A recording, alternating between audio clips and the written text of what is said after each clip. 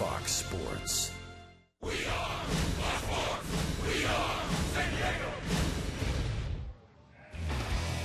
Fun night last night as the Padres beat the Reds 11-6. Now they're on a mission to beat the Reds. Game 3 coming up.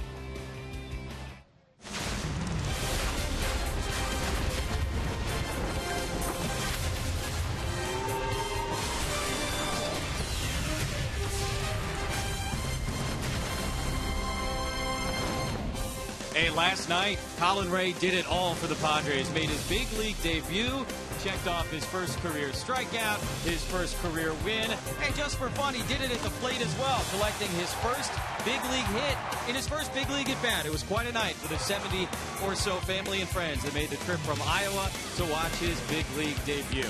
That was last night. This afternoon, the Padres go for the sweep on a way back Wednesday at Petco Park.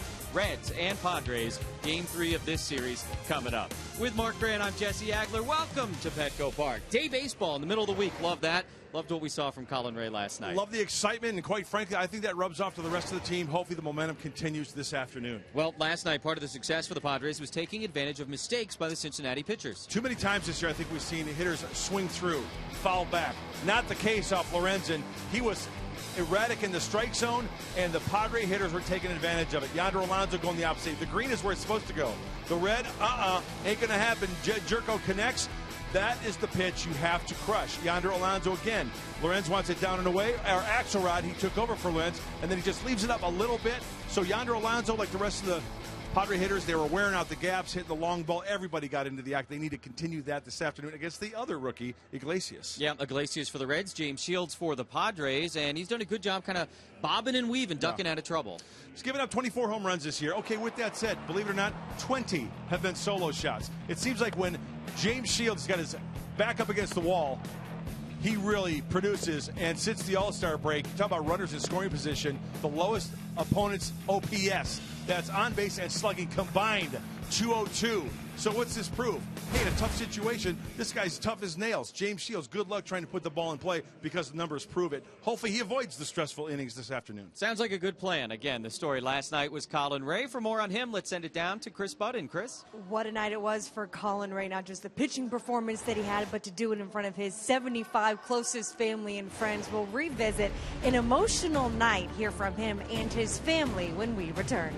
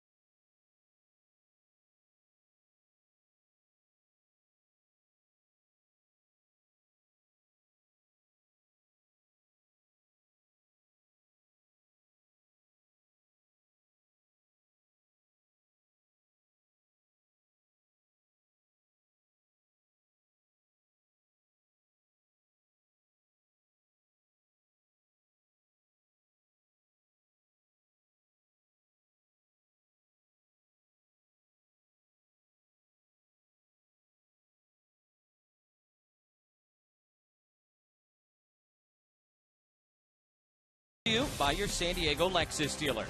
By Petco, what we feed them matters. By SeaWorld, discover the wonder of the sea. And by Kaiser Permanente, thrive. Looking at some images of Colin Ray's debut, and in his first major league start, he picks up the win, going 5 innings, picking up 3 earned runs. But it's what you didn't see on the mound that was maybe some of the most special moments. What you saw in the dugout, the standing ovation from the entire crowd at Petco Park. And then after the game, getting to witness him and his family and the emotional hugs of all these 75 that showed up from Cascade, Iowa. Here's more from Colin on the nervousness he felt before the start.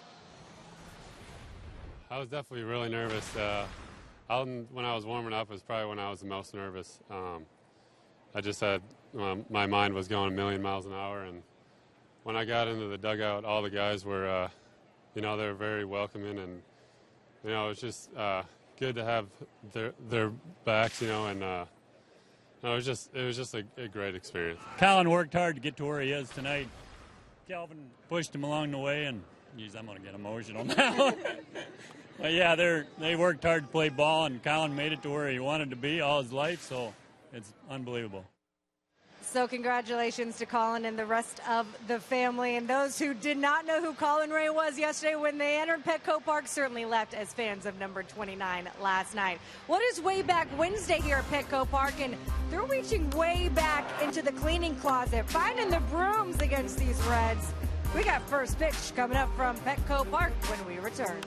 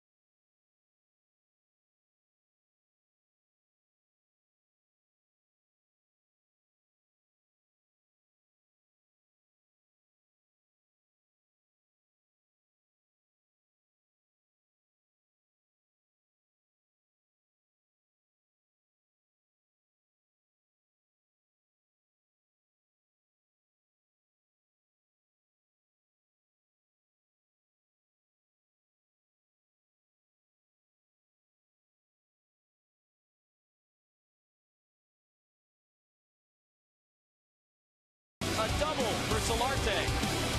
Up and goes down, not in time. Colin Ray, that's career strikeout number 1. His first big league hit. Boy, everybody got into it last night, an 11-6 win over the Reds. And here this afternoon, James Shields out to the mound to try and finish off Cincinnati and complete the sweep. Reds lineup is brought to you by Hyundai. Billy Hamilton leading off for the first time in this series. He's been down in the 9-hole each of the first couple of games. Eugenio Suarez back in at shortstop. Votto, Frazier, Bruce with Marlon Byrd, Brian Pena, Ivan De Jesus, and the pitcher Raisel Iglesias for Brian Price. Shields out on the mound. Padres in the throwback uniforms.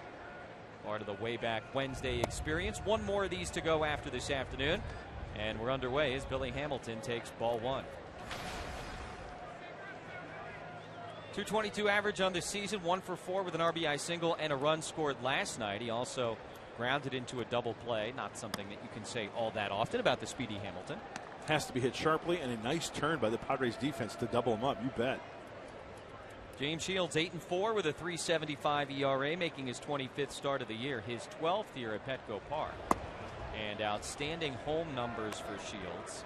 4-1 with a 2.62 ERA. And boy, middle of the summer, 77 degrees. Love it. America's finest city coming at you. There's a strike to Hamilton, 3-1. Well, the one thing that impresses me about Shields as the summer continues and it gets hot, as you see the arbiters for today's game, Jerry Davis, the crew chief behind the plate. In the month of July, where it's, it starts getting hot. James Shields, he's a horse out there. We know how he works. A nice 2.5 ERA in the month of July, 6 starts. I think that tells you something about a guy's durability.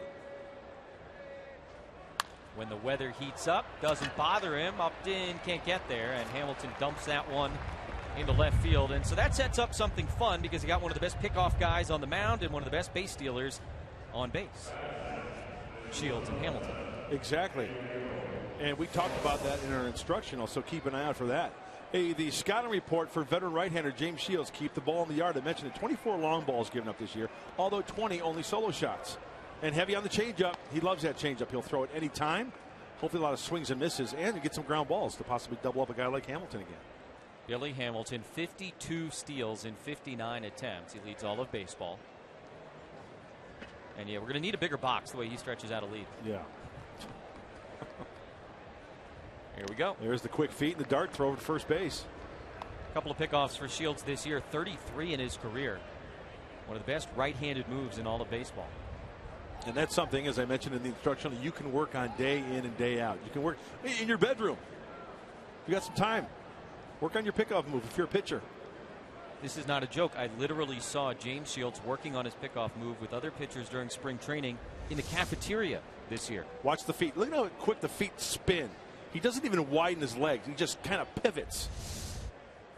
Comes home and misses inside to the shortstop Suarez. If Billy Hamilton is on, he's pretty much going at some point. So it'll be fun to watch the cat and mouse game and see how Shields addresses it. I remember playing with a guy in Atlanta by the name of Otis Nixon. Whenever he drew a walk or got a single, everybody would yell in the dugout, "That's a double." Well, let's see if they can contain him and keep him at first or pick him off. Stays again, and the pitch fouled back to the screen. The issue for Hamilton isn't stealing bases, it's getting on base. See the numbers for Suarez, who had an 8-game hitting streak snapped on Monday night. Yeah, a 267 on base percentage for Hamilton's not going to cut it. Most of this season been hitting 9th, with the pitcher 8th. Reds changing that up this afternoon as Shields misses away. 2-1 to Suarez. I think James Shields may have gotten squeezed on that last slider he threw. As we take a look at manager Brian Price for the Cincinnati Reds.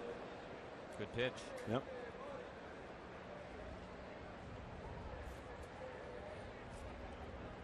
Hamilton stretches out the lead. Long pause from Shields. And Suarez pops it up out of play. 2-2.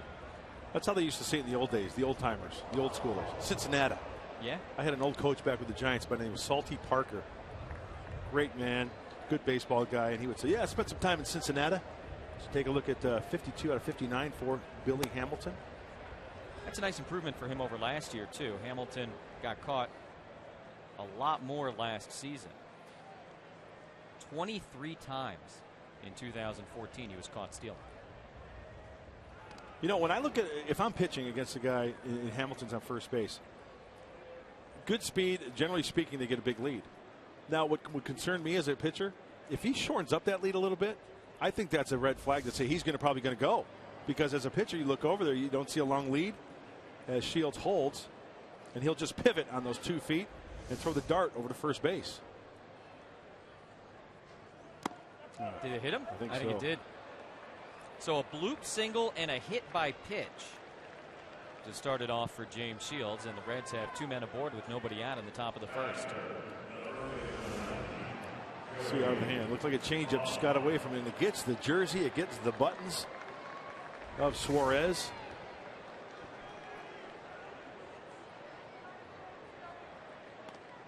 Will Myers having a chat with Pat Murphy and bench coach Dave Roberts, talking some ball. See that a lot from this Padre team in the dugout. A lot of conversation. Joey Votto, first pitch swinging, lines it into right field for a base hit. Hamilton will be held. Kemp's throw comes into second, and now Hamilton comes in to score. Wow. Did you see what I just saw? What I gathered from that was Matt Kemp, he's got the full view in front of him. Second base third base coach, the whole field. He gets that baseball, and third base coach Jim Riggleman holds up Hamilton. Matt Kemp then throws the ball in the second base, and he turns on the afterburners, starts up the engines again, and Billy Hamilton with those speed. Here's Matt Kemp. Okay, he sees the stop sign, so he hits the cutoff man. It's the right thing to do at second base. In the meantime, Hamilton's putting it into low gear, turning it on, and scoring. And he did stop. He did. Came to a complete stop. Kemp doing everything right, and the Reds kind of respecting the arm. You see Riggleman put on the stop sign, and just for that brief moment, it's good base running. Sure is. And not something anybody can do.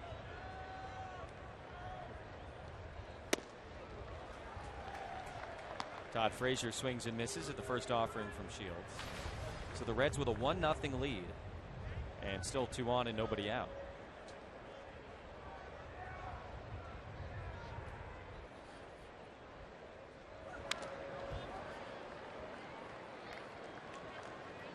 Frazier had been cold, was 0 for 4 in the first game of the series, and then late last night he went home run derby on the Western Metal Building out in left field. Ended up being inconsequential in the big picture. Padres won 11-6, but Reds certainly hoping Frazier regains his pre-All-Star form. Yeah, I don't care how badly Todd Frazier is struggling. You hang a pitch like that to him, he's going to crush it.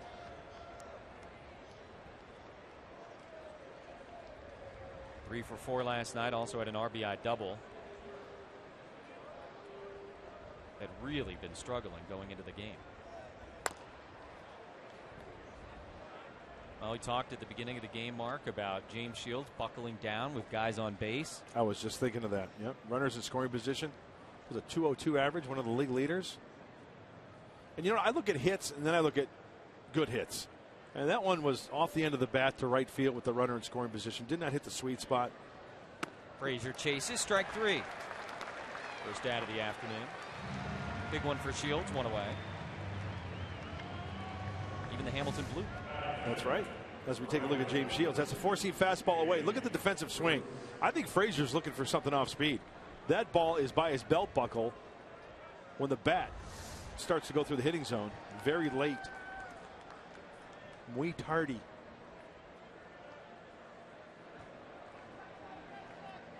Jay Bruce takes ball 1 from Shields.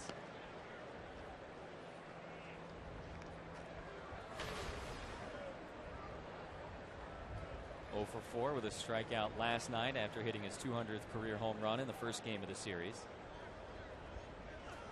Not a ton of at-bats against James Shields in his career. Same for most of these Reds. But they have locked up 3 times, Shields and Bruce, and Shields struck him out all 3.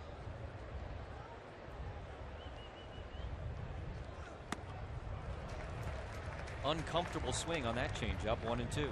Well, leave it at 1 run right here for James Shields. Still has 2 outs to go with multiple runners, but we can get out of this inning, get the feel for that changeup, and then cruise on through the rest of the afternoon. 2 and 2 as the changeup misses low.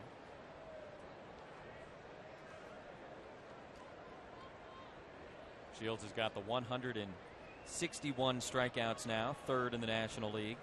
Coming into today, he was tied with Madison Bumgarner behind Clayton Kershaw and Max Scherzer. This one in the air to center. Venable's got a long way to go. Still going back, and it's off the wall. And now it deflects away from him. A couple of runs are going to come in for Cincinnati.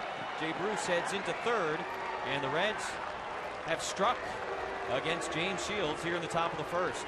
3-0.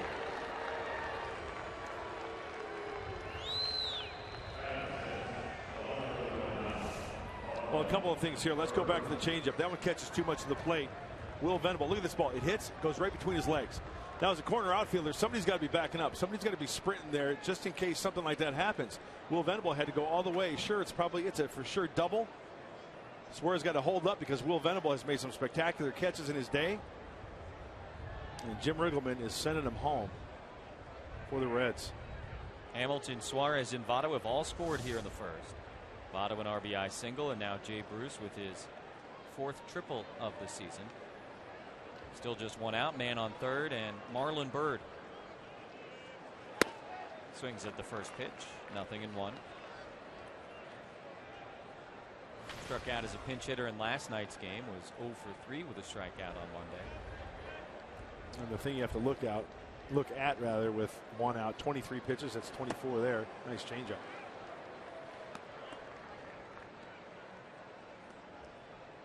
Infield most of the way in.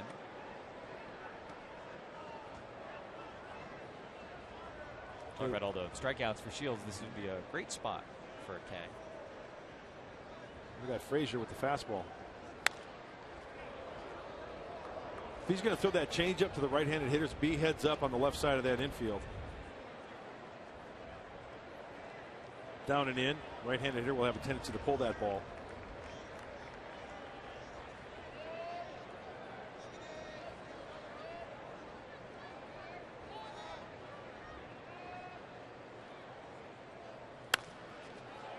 Spoils another pitch. Well, it's way back Wednesday. What you talking about, Willis? They got different 80s type looks for the Reds, and my understanding is something very special for the Padre batters coming up in the bottom of the inning. Can't wait. Got him. There's the strikeout. Second for Shields.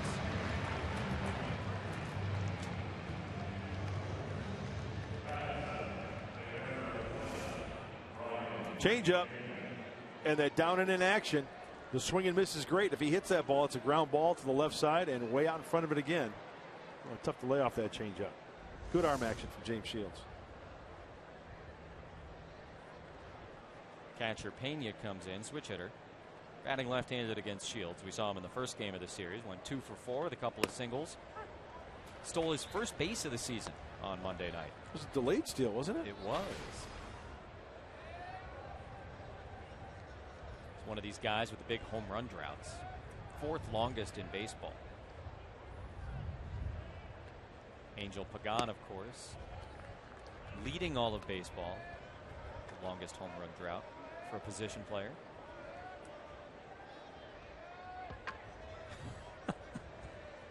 I guess that's what he looked like in the 80s. In the air to right field. Long run for Kemp, and that is just foul.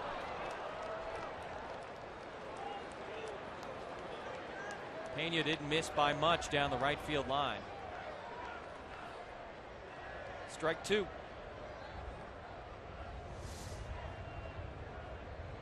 Oh, yeah, that's foul. There you go. Strike 2. Long run back to home plate. Saw Matt Kemp chasing that one down. Padre defense brought to you by your San Diego County Ford dealers. Venable and Justin Upton complete the outfield. Solarte, Amarista, Jerko, Alonso around the horn, and Derek Norris starting behind the dish for the first time this series. Pena reaches down, grounded to second base. Jerko throws him out, and that's it for the Reds here in the first, but they get 3. Bruce with a 2-run triple, 3-0 Reds.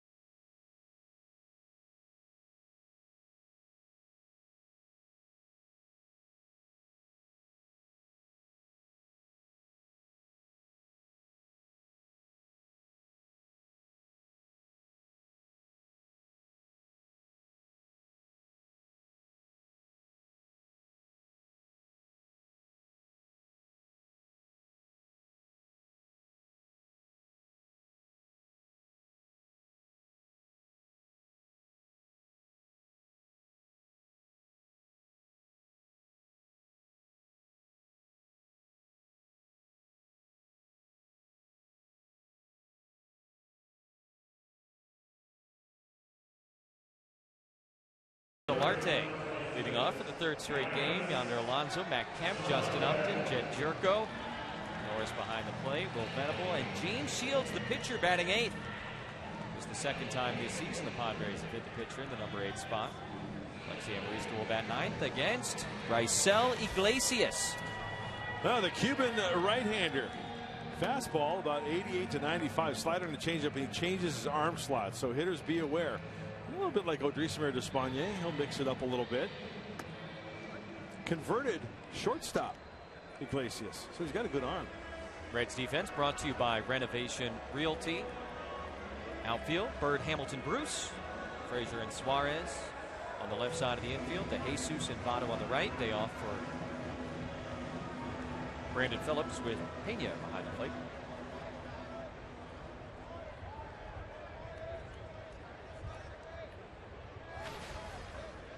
Jan Harry's got the average up to 270. That leads the Padres. It's time to play some catch up, Jesse. Gonna have to after the Reds got 3 in the top of the first. Solarte was on base each of his first 3 times up last night with a walk, a double, and a single, and all 3 times he came around to score. Iglesias ahead of him, 0-2. 25-year-old Marquette from Cuba, just his 10th career start, all coming this season. They signed Iglesias last June after 3 professional seasons in Cuba and has not pitched in the minor leagues. Straight to the Grande Ligas.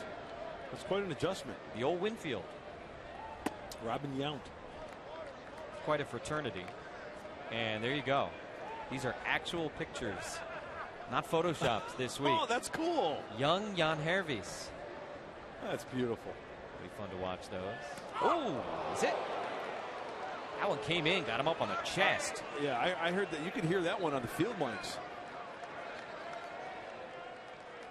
Boy, bottom of the first, 1 batter in, and each team has been hit by a pitch. Boy, talk about yanking one there. It gets him right on the ribcage on the right side.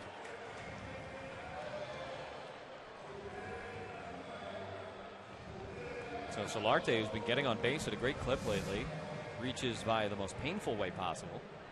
Leadoff man aboard, and that's always nice, trailing 3-0.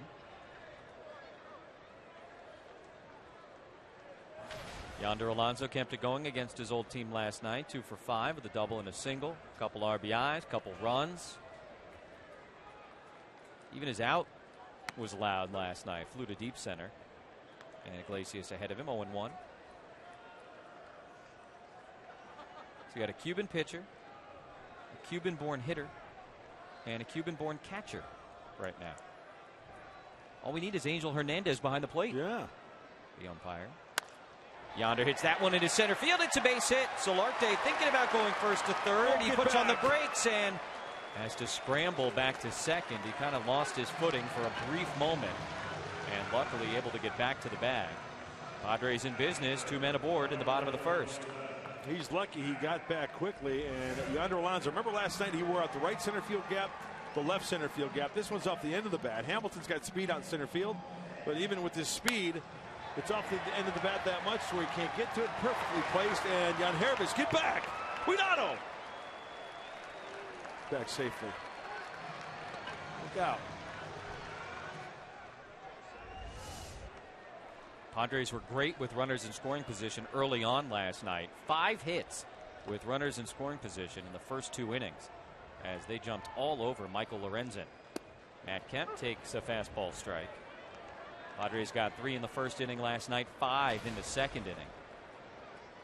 Kemp was certainly a part of that, and he's now hit in 5 straight games.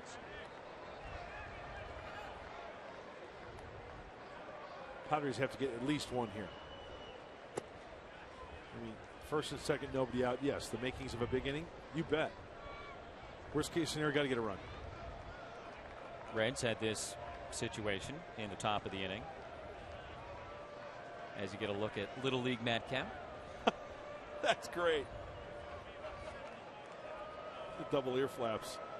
Safety first. 1-2.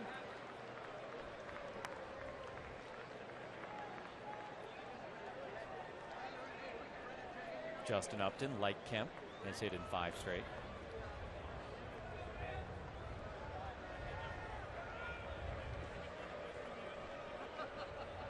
Reds number 3 hitter Joey Votto had an RBI single in the top of the inning. Padres number 3 hitter Matt Kemp staying alive here. As we take a look at the keys to the game, brought to you by your San Diego Honda dealers, Mark Grant. Thank you, Jesse Agler. Hey, make the Reds see red. Don't courtesy laugh me. And continue to rattle the rookies. We talked about the rotation. These guys went all in, I got to tell you. Hey, good for them. Go big or go home, right? That's it. If you're going to do something, do it. Kemp does it. Deep to left. Bird looking back. Tie game.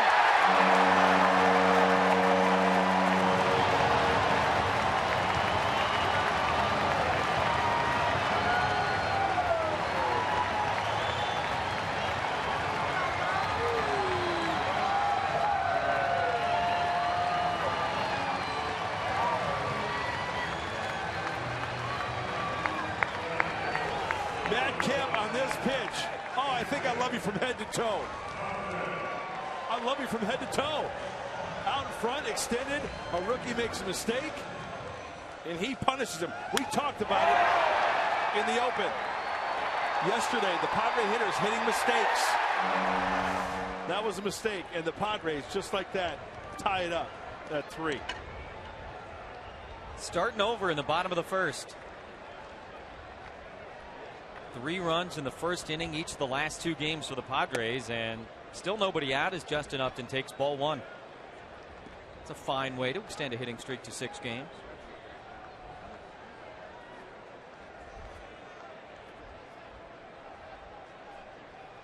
Matt Kemp picking up James Shields, and Justin Upton, who's homered in 2 of his last 3 games. Had an RBI double last night, scored a couple of times.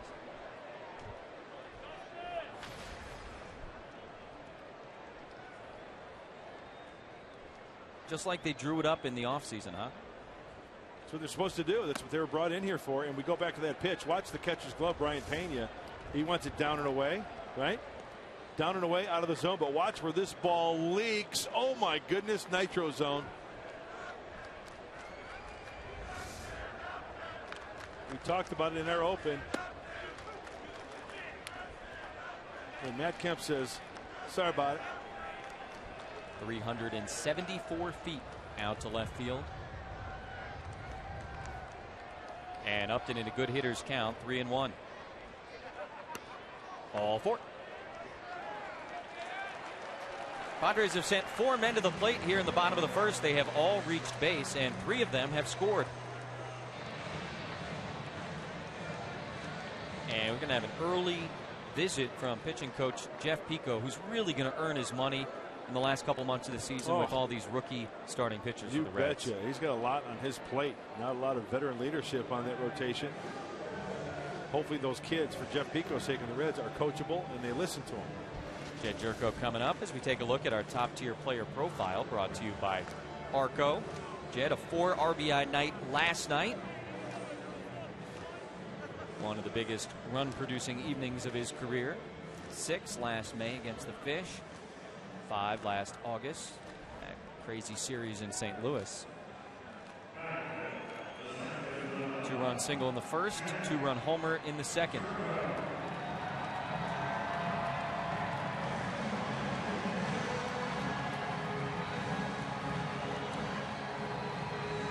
Like Solarte and Kemp and Upton, Jerko has hit in 5 straight games. Be patient here, Jed. You should get a good pitch to hit this at bat. Don't get too froggy early. There you go.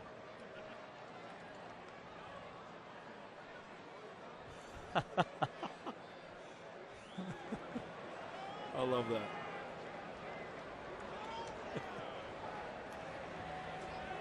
So you got the funny Reds ones where they kind of, you know, they Photoshop them into silly 80s looking outfits and hair and glasses. And then you got the cute kids photos, little league photos for the home team.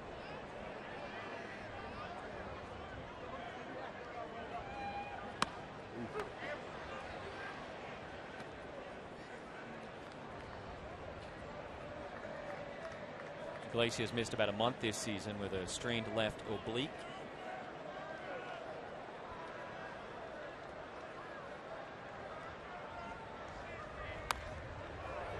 Jed takes a big swing, fouls that one back. And another miss big time by Iglesias, and that one fortunate enough for Iglesias that was riding up and in. He wanted it down and away. Oh, there's a future big leaguer going home with a baseball.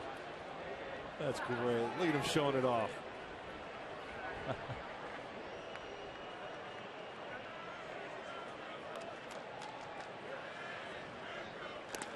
Check on Upton, who leads the Padres with 18 stolen bases.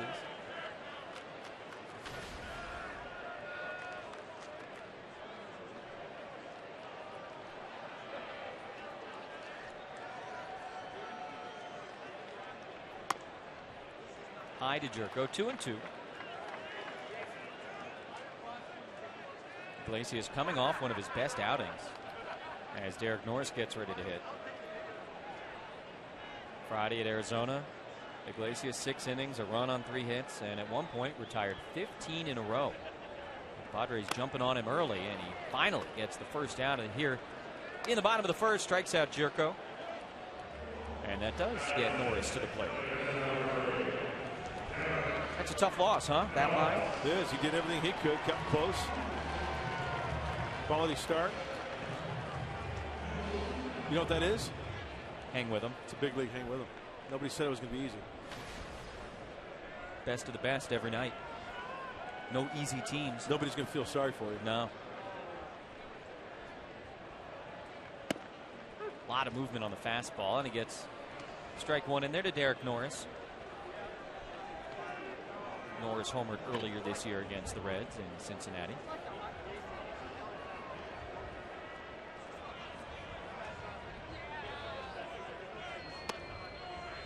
A lot of action on that pitch, missing away as well. You were giving us the scouting report, Mark, on Iglesias, mentioning like Odrisamer Despaigne a little bit. He'll move around, arm angle, slots. And with every pitch as well. Over the top breaking ball, sidearm curveball, fastball the same. Oh, that's a balk. Did he balk? I thought he moved first. I think he kind of. All it takes is a little. When he's in contact with the rubber, just a little bit of a movement, and that's a balk. Let's see if he stepped off in time. No argument from the Padres. Let's see. You know what? I think he parted his hands a little bit before he stepped off. Let's take a look. He's in contact with the rubber. Let's see. Watch him. You know what? Close. It was very close. That was really a good shot. I think he did simultaneously move the foot off the rubber and then part his hands. At first, I thought it was hands first. If it's his hands first before he makes a movement with his foot, it's a block. He maybe dropped the hands just a little bit. Norris hits that one well out to right center, but Billy Hamilton roams and can't make the catch. We almost expected after the weekend he's had. Norris into second base as that ball continued to tail away from Hamilton. And we've seen him make spectacular dive after spectacular dive the last couple of days. He took a bad route on that one. He was jetting out towards right center field, and he realized the ball wasn't as hitting it. Oh, wait, you got to go to the right a little bit, and he still looks like he got a little bit of a glove on it.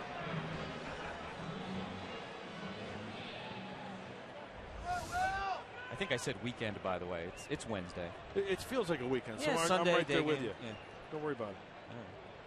Double number 24 for Norris, who reclaims a share of the lead for 2 baggers on this Padre team with Solarte.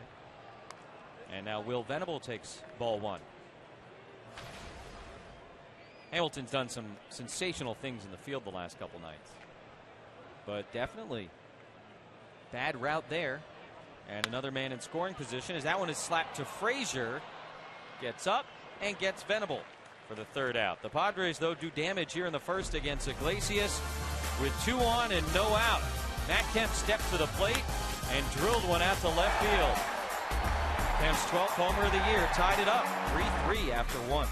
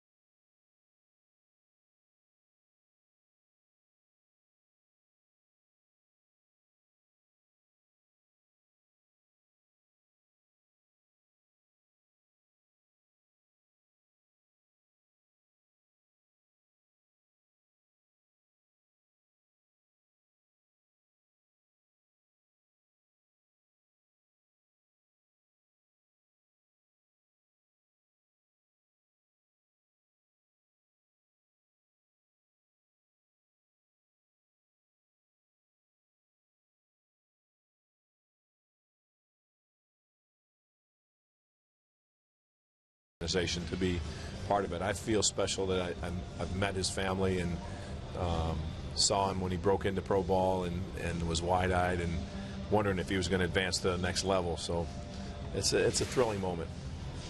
Dreams do come true. That is Padres manager Pat Murphy on Colin Ray's debut yesterday. He's now a big league pitcher when, A, you earn the W, B, when you're trending on Twitter. Even this morning when I looked at Cedar Rapids, Iowa, about 40 minutes from his hometown in Cascade, Iowa, Colin was trending on Twitter. So was hashtag Padre. And then today you look at Wikipedia, overnight, he's now one of the top 7 notable people to come from Cascade, Iowa. He's in the big times now. Love it. How about that? Hey, You had all the friends and family here, Chris, and then also everybody watching back in Iowa. We're all excited about it. Should be. Cascade, Iowa. I'm sure there's going to be a bowler in there in the top 6. That's your guess? About 2,100 people live in the town. James Shields back to work in a tie game here in the second. You're going bowler, huh? By the way, you know what the town slogan is? Great slogan for a town. Just matter of fact, right to the point. The place we call home. That's it. Cascade, Iowa. Hey, you know what? I'll bet you a dime to donuts in Cascade, Iowa. They just leave the front door open. And if the Johnsons want to come over for a cup of coffee in the morning, you're more than welcome. Or just give me a jingle. Got him. Nice. Shields strikes out to Jesus. 3 of the 4 outs. James Shields, as recorded, coming via the K. Hey, James Shields, he likes the changeup. He likes it at any time, and that time with 2 strikes. Seems to me that even though the league knows it's coming and that's his pitch, it's still difficult to hit. Showing off the giveaway jerseys of the Padre Hall of Famers and sporting the fedoras today. Pitcher Iglesias at the plate. Unlike Colin Ray, he is looking for his first big league hit. Mentioned he made his official Reds debut as a big leaguer, joining that fraternity as he flies this one to Kemp and right. James Shields this year, 2 strike counts, 34% of the time, swing and a miss. Well above the league average. It's just one of those pitches. It's like a Tyson Ross slider. They know it's coming, but it's still tough to square it up. I mean, sure, they'll hit it once in a while. Every pitcher misses with location, but majority of the time, the guys like James Shields and Tyson Ross are throwing the ball where they want to, and that's why you see those numbers.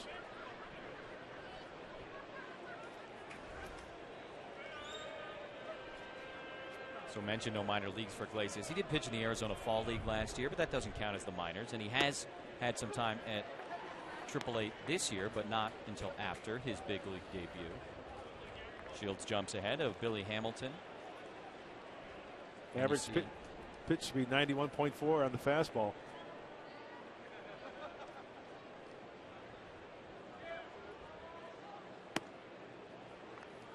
Ball and a strike to Hamilton.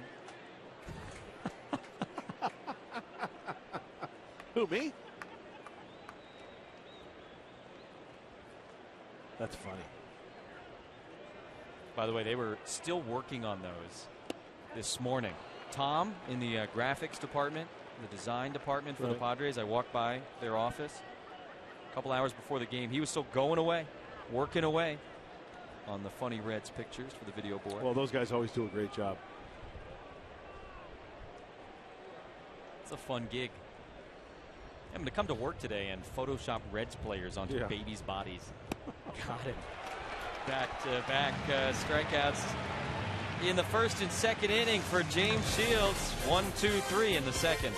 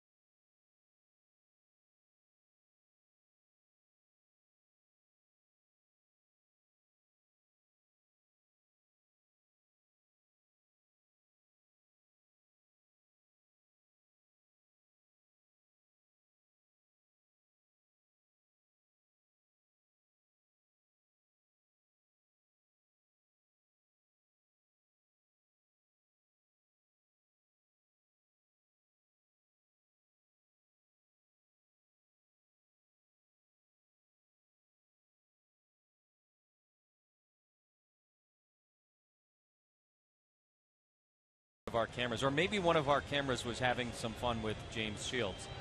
Eyes forward, sir. You're in timeout. Put us in timeout. Put us in timeout.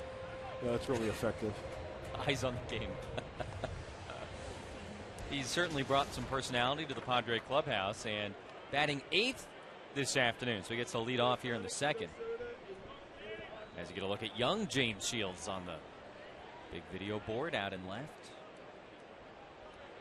Just the second time this year Padre pitcher is batting 8th. It was actually Shields the first time back in June at AT&T Park. And look at James, a member of the Royals as a kid. They pitched in Game 7 of the World Series as a Royal. That's pretty cool, isn't it? Quite. I imagine that picture made its way around Kansas City last year. Now, when you were growing up as a kid, did you have Major League team nicknames or did you have sponsors? Sponsors. Never had a big league team. Who was your sponsor? The very first one, I've got some funny ones, but the very first one was Special K Cereal. Are you kidding? Which I thought was very cool because it was something Especially I heard for of. a pitcher. Yeah, I wasn't. Shields lines that one foul. 1 year, this is not a joke, Little League. It was a local funeral home. Oh. I mean, that's straight out of Bad News Bears. Yeah. That's Chico's bail bonds. That's Chico's. How about the catch? Look at that. Handed. Look at, with a social sparkler in his right hand, a one-handed grab. Shields continues to battle Iglesias. My first one was Burr Oak Subdivision. And then it was Sills Fine Foods. Fine Foods. Musser Sports in Pony League. West Jefferson Bank in Colt League. Had a good savings program, as I recall. Strike 3 to Shields. One away here in the second inning.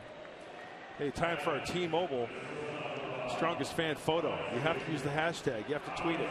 Hashtag SD Data Strong Fan. You just might see yourself in an upcoming broadcast. Brought to you by T-Mobile.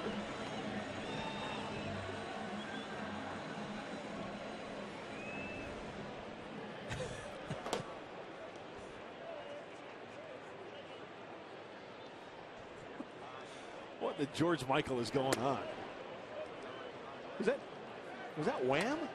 George Michael and Andrew Ridgely? I think he's where the safety first. Yeah, Chubbies. Those are the shorts, right? Yeah. 2-0 to Amarista. Oh, look at him. That's a recent picture, isn't it? It's low-hanging fruit. No pun intended. Yeah. Little big swing. Trying to get it going. Now, you mean to tell me there's nobody in the dugout who's going to make fun of him with that picture? There's probably going to be quite a few people. I would bet you my mortgage that when he goes back in that dugout, somebody's going to say something about his picture. That's just the way it works in this game.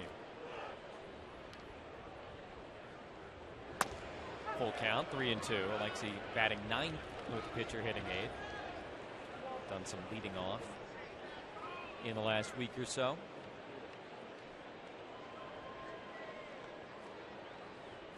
Three-2 from Iglesias. And he got him. That's strike 3 called. Back-to-back strikeouts. Oh, the high strike called against Alexi. Two-seamer, he brought it back in on the inner half of the plate. It would be interesting to look at on the Fox tracks. That maybe a little up. Looked like it. Yeah. And he rung him up, too. That was strike 3 called. Had nothing to do with the swing. 2 out, nobody on for Solarte, who swings and misses.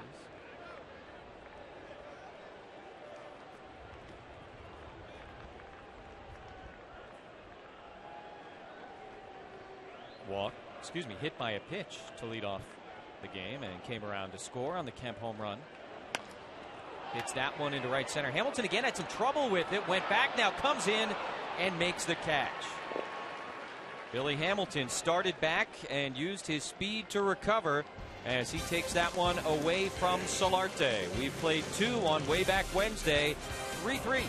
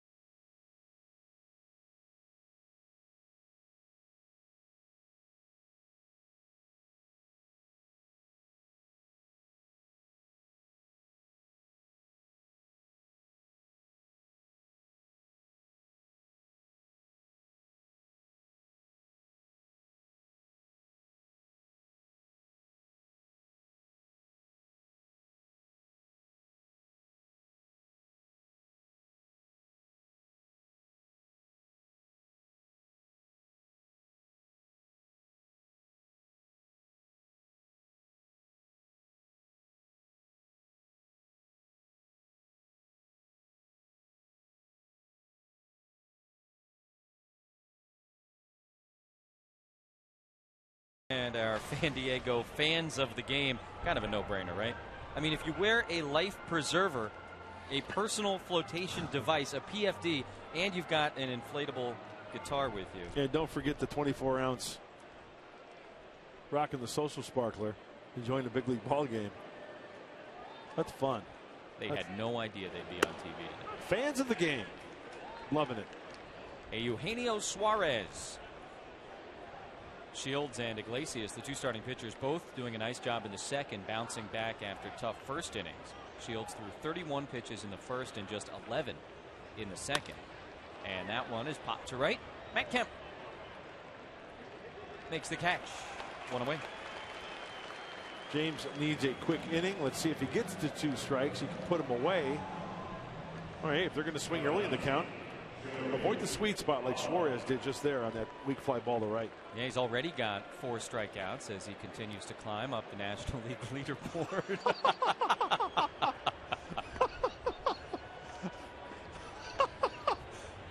Which one's the Sharpay?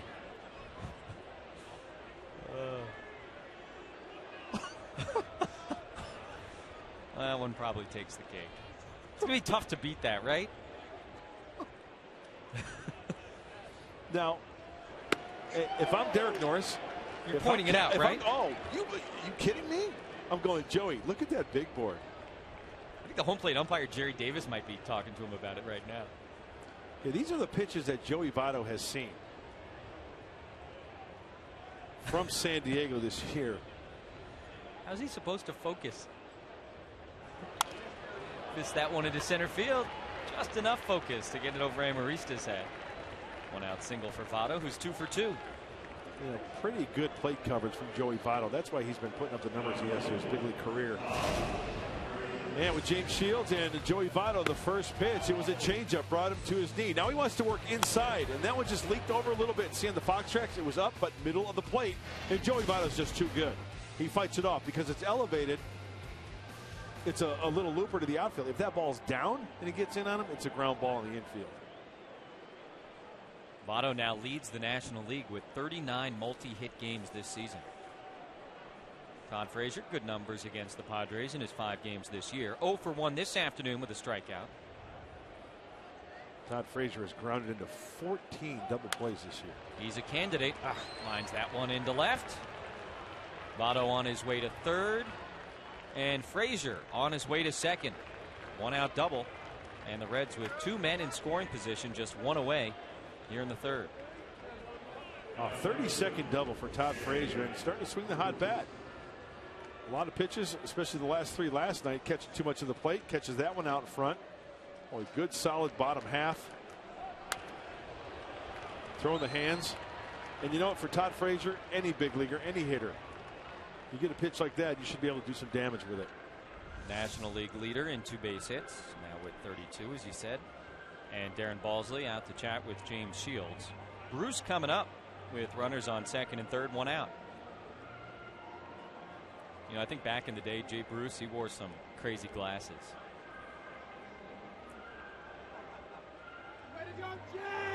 Doesn't wear them when he's playing. He's not going Chris Sable on them. No.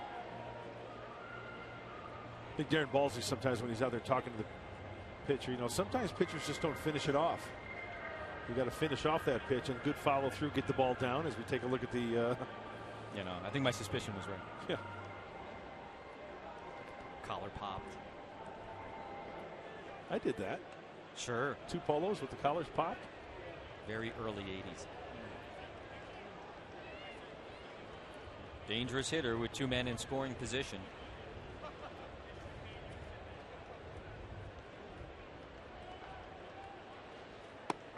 Way away, 1-0.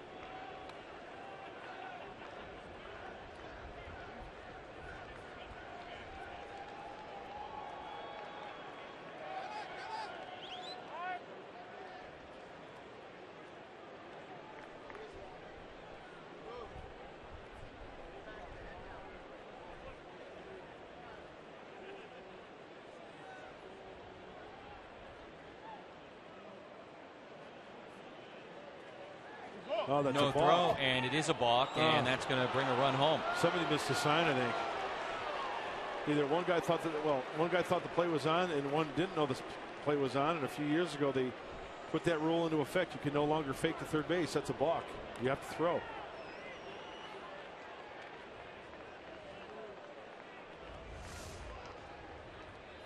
As soon as you make that commitment to throw, as soon as the leg is lifted, the third baseman is supposed to go. No break from Solarte, and that's a balk. Ouch. 4-3 Reds, and now they'll intentionally walk Bruce.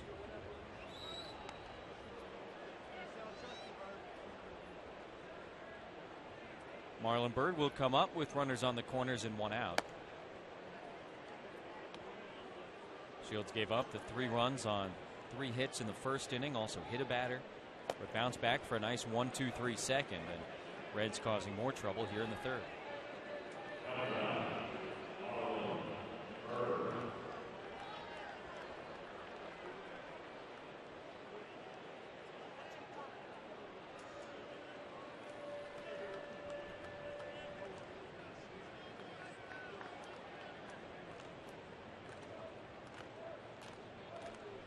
That's a missed sign. Somewhere. All right, work for a grounder. Got to work down in the zone here. Infield play to pull.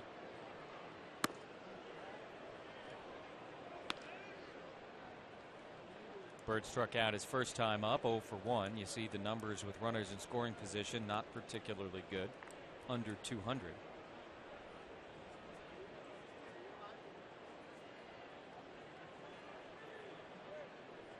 That was a 3, maybe a slider, a little cutter down and away.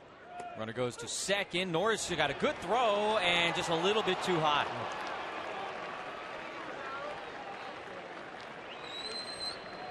There goes the double play, at least on a ground ball. 7th steal of the year for Jay Bruce. Just working underneath a little bit and missed him on the swipe tag.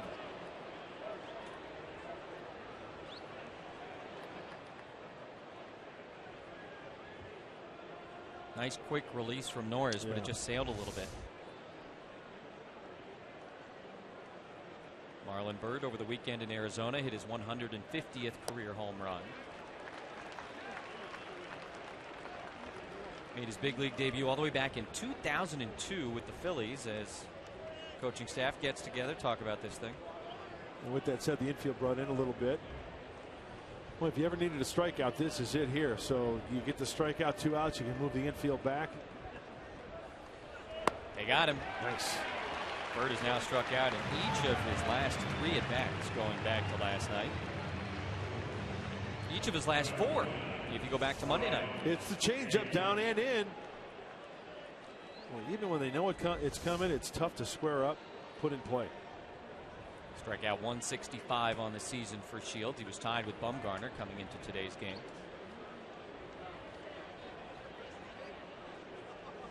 Brian Pena, 2 on and 2 out.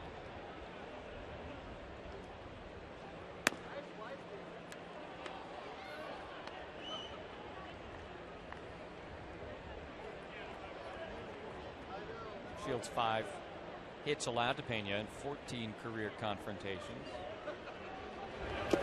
In the dirt, 2-0. I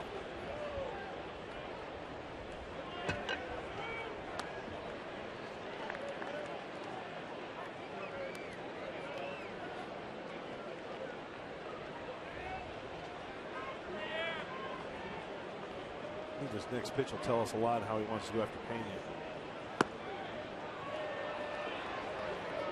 You got the right-hander DeJesus on deck. Base is open. Force at any base. And ball 4. Bases loaded for the Reds with 2 outs. And a reminder that this afternoon's game is presented in HD by Sony.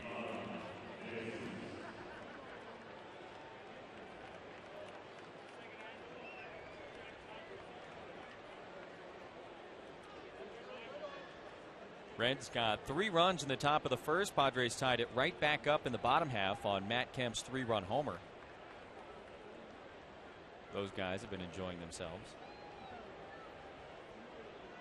Another run for Cincy here in the third on a balk. Can't hold up. And Jesus behind, 0-1. You know what? I am so glad Jerry Davis called that. I mean, because from the center field camera, which we saw at first, I didn't think it was that much of a swing, but he was all over it. That just goes to show you, Jerry Davis, one of the better umpires out there, been around a long, long time. He got it right. They go more often than not. I know that's what you think. Oh, I know. That's not what I think. I know. You saying it's science? He went again. Yes, he did. 0-2. A lot of conversation about those check swings this season, and whether the umpire behind the plate should ever make that call. But he clearly went there. It's double. Crew chief, veteran. He's one of the best ones out there. One of the game's fine arbiters. 0-2 to Jesus. And a little tapper at the plate. See him trying to make the play on that foul ball right there? Jerry Davis, the home plate umpire? Bare hand? Yeah, it was foul tipped, and he kind of went back with his left hand to try to make the grab.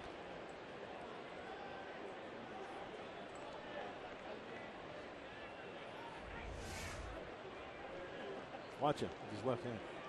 Trying to make the glove save. Yeah, it looked like a hockey goal. Yeah. That's exactly right. Another 0-2, and he got it. Jesus reaches for the fastball. 6th strikeout for James Shields, but the Reds back on top on the balked-in run.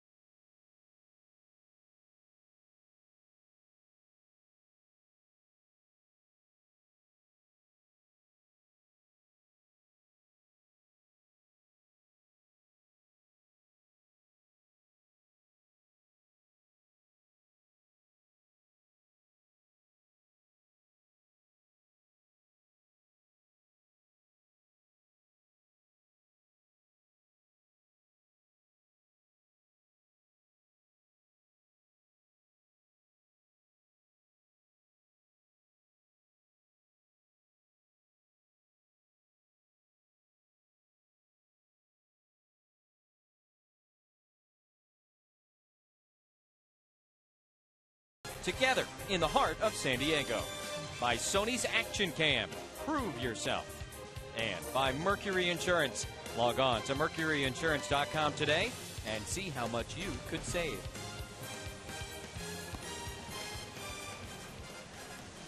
Reds taking a 4-3 lead on a balk. And Mark, you were kind of assuming, I guess, a sign was missed. And you take a look here at the third baseman, Yangervis Solarte, and bench coach Dave Roberts in between innings having a chat. Yeah, and what I like here is Dave Roberts is letting Yangervis Solarte state his case, what he might have seen, and then Dave Roberts will counter and say, okay, here's the deal, here's what the sign is, here's what we need to do. Maybe part of the conversation they're having there, but definitely a missed sign on someone's part, and Dave Roberts is making it clear that everybody's on the same page for next time.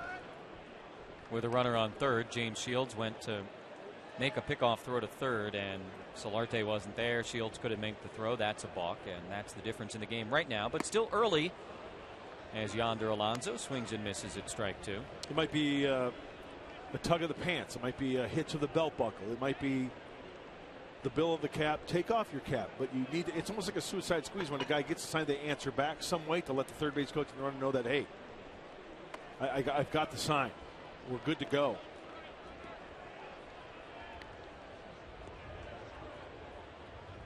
Nice numbers the last 3 times out for Yonder. Got a hit in all 3 games of this series.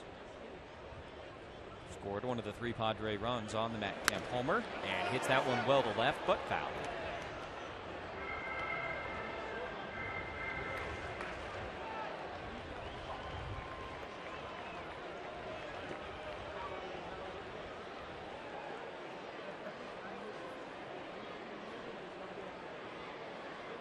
Got him. That's the 4th strikeout for Iglesias, who hit his spots in this at bat. Yeah, but our tools of the trade brought to you by Ram Trucks, Jesse, is a situation where he did not hit his spot. Matt Kemp in the 1st inning. Look where the glove of Brian Pena is. He wants it down and away. There's the strike zone. Where does it leak? Down and in, right to the swing path into the power zone of Matt Kemp. He sends it on its way for a 3-run shot. That one swing ties it up at 3. Ram Truck tools of the trade. Got to hit your spots. Iglesias did not that at bat.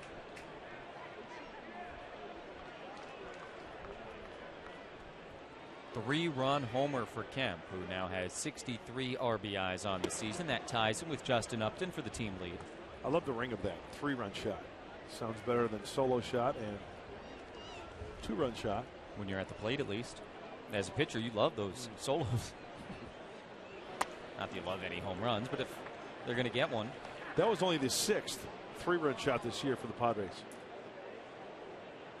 59 solo shots, 29 2-run, 5 grand slams. More conversation maybe about that pickoff play at 3rd. Pat Murphy and James Shields. And you know what? And I'm just trying to think of every situation for that pickoff attempt. Let's say James Shields throws it to Solarte. That would be a balk too, because he's not going to the base. He'd be thrown to an unoccupied, a non-base. Right. He's just throwing to an infielder, basically. You can't do that. Well, once the sign was missed, wherever it was missed, there's really nothing Shields could have done there, and you don't want to risk throwing it away and allowing the other runner to advance more than 90 feet. Here it is again. Well, here it is. As soon as the leg is lifted, there's no action. Solarte, and then James Shields. Oh no! Abort. Balk. Try to get that run back. 2-2 to Kemp. Got him. Back-to-back strikeouts here in the 3rd for Iglesias. He appears to have settled in after the tough 1st inning. See how Iglesias starts this breaking ball in the inner half. Matt Kemp kind of does a little dance move to try to get out of the way, and it catches the inside part of the plate for the strike. Upton walked his first time up here today.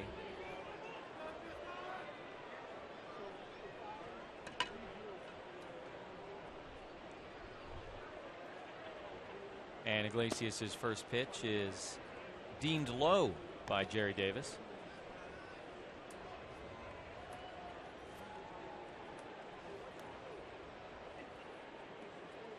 Hit a home run on Sunday against the Phillies, another Monday night to win the game against the Reds.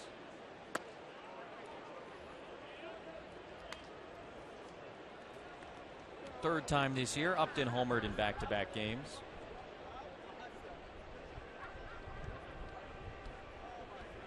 Great numbers at Petco Park all season long, not just the 15 homers, but the batting average well over 300 while wearing the home whites.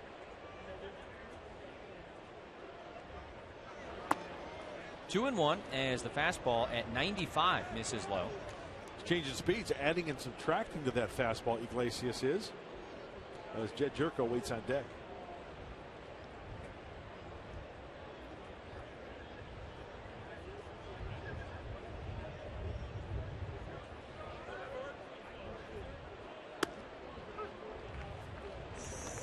This year for Justin Upton, you see the OPS at home 8th highest in the National League.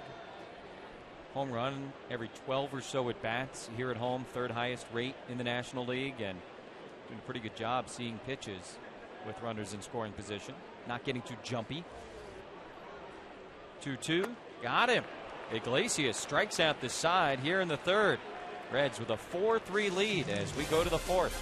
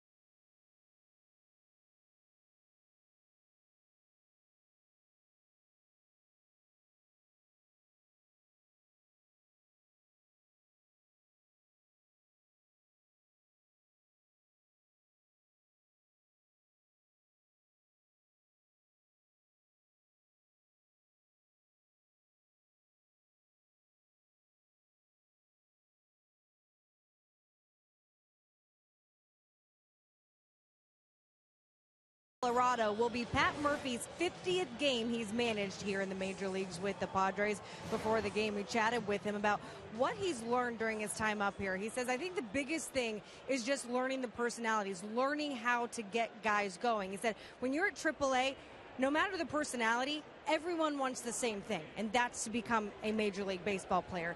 Here, everyone has different goals. They have different service time. They're different personalities. So how to encourage guys, get guys going with all the different goals that they each have has been the biggest difference. And then he joked because he got ejected the other day. He's learned a lot about how to deal with umpires as well. Chris, thanks a lot. Yeah, no, I mean, that all goes to, as Mark Sweeney joins us here in the booth, kind of the reason, or one of the reasons maybe, in other sports, they call him coach. Here it's manager. You're managing guys as much as anything else. You know what the biggest adjustment for me and Mark, you could probably elaborate on this. When I went from high school to pro ball, my first manager was in rookie ball. And one of the adjustments I had to make was that when he introduced himself to me, hi, my name's Ernie Rodriguez. I'm your manager, not your coach. My name's Ernie. You know what I said? Thanks, coach. Because I was coming from high school, and you didn't call your high school coach Jack. My high school coach was Jack Szymanski. That's disrespectful.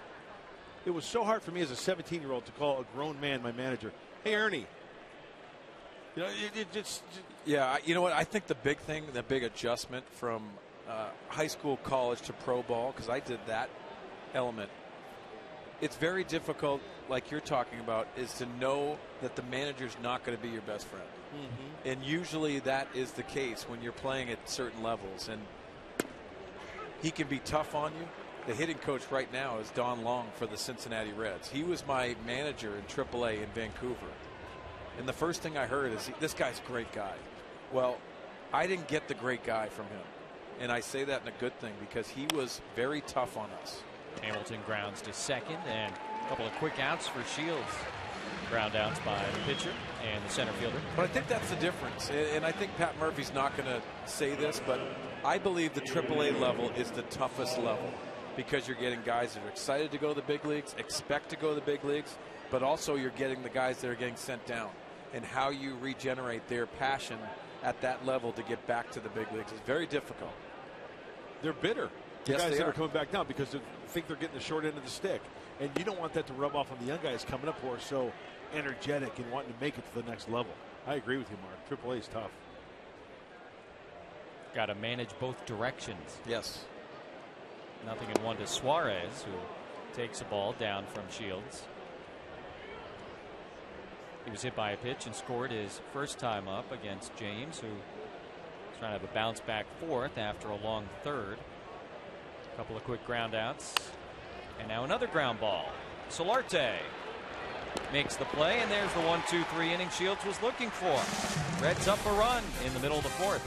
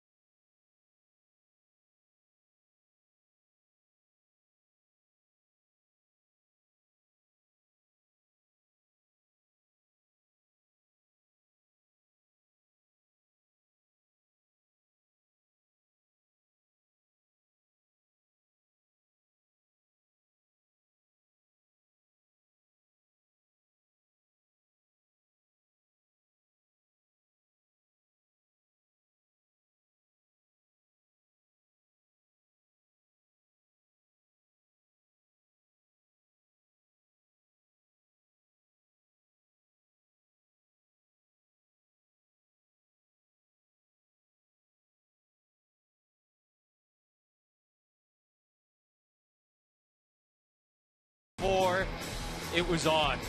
One of the great brawls, and it was really more than one in baseball history. Padres and the Braves in Atlanta, 3 separate brawls, 13 players and coaches ejected, and the fans, as you just saw, got into it.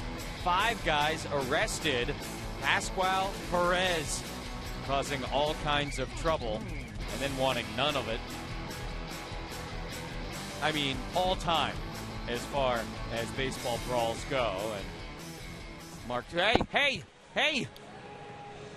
Reds had a benches clearing altercation last week with the Pirates. It looked nothing like what took place in Atlanta. That'll never happen again in baseball. It will not. It will not happen again. How about 5 fans arrested? And the guy launching the beer down? Oh, my gosh. Getting right into the middle of it. Yeah. Bob Horner coming out in a cast. He was on the DL. He was watching the game on TV in the Braves clubhouse. Cast on his arm. He comes up. He puts on his uni and then goes out to the field. And you know what? When we go to Atlanta, Mark, remember you were at the Padres? Yes. Two stints. Wasn't it almost like tradition where they put that in the VCR? Well, VCR. You always saw it. But you know what? And I think it's a good thing because it gave the younger players who were coming up as a Padre a little history and a little tradition of what the Padres were known for against the Braves. Kind of gets the guys fired up a little bit. Yeah, it's definitely old school, like Mark talked about. It's not going to happen very often. You'll see back-to-back series at times with the frustration as the year goes on. You know, typically you'll see him in the month of August. But usually it's one of those things, and it's not fun. A lot of people ask about it. It's not fun. A lot of it's pulling guys away, but you don't know what's happening. It's all over you, and your eye and your head's on a swivel. So not a comfortable feeling, but that was something like that can elevate a team as well, because that's the year they went to the World Series. And, you know, gosh, it gets hot, and you travel to the east, and people are on edge. Jerko takes strike 3. Another strikeout from Raisel Iglesias. He's got 7. Mark, and 6 of his last 7 outs are strikeouts. Mark, you talked about it during Pick the Stick, and you talked about Iglesias lowering the arm angles.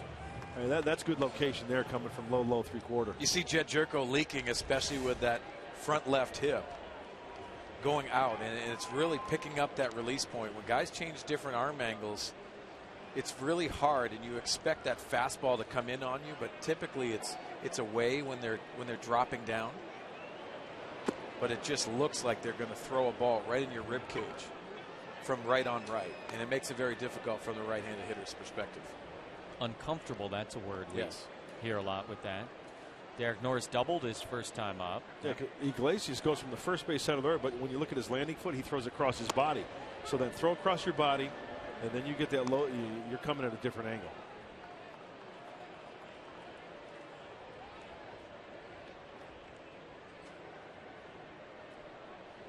He's retired 8 in a row. Norris was the last Padre to reach. 2-out double in the first, and he chops this one off Iglesias' mitt. He recovers, throws him out, and now 9 in a row set down by the 25-year-old. His last start, at one point, 15 straight against Arizona. I'll talk to right-hander Jeff Brantley about this young staff, and he said Iglesias with very good athletic ability off the mound, and also that mound presence. You can see it right here. The game speeds up just a little bit. He slows it down, makes an accurate throw to first base. No panic there, and 2 outs with Will Venable coming up. He takes outside, ball 1. You know, you look at through the history of baseball, and all of the pitchers that have come from Cuba, they just seem so comfortable out of the mound. Great poise. Don't get rattled. When you think about their experiences within their life, and it's not just baseball, but their calmness that they have. And also, it always seems like everyone is trying to emulate a certain guy, and it's El Duque, who really had a lot of success in a Yankee uniform. And you're seeing that same style adopted, which really tells you how prideful they are of their talent and what's been before them. And they've been through a lot, but I think baseball-wise, and you see this young man has a plus fastball, but also stuff to go along with it. You know, the first guy that I remember growing up watching on TV and the game of the week, Louis Tiant. Sure. From Cuba. Turning. Yeah. Iglesias. He was fun to watch.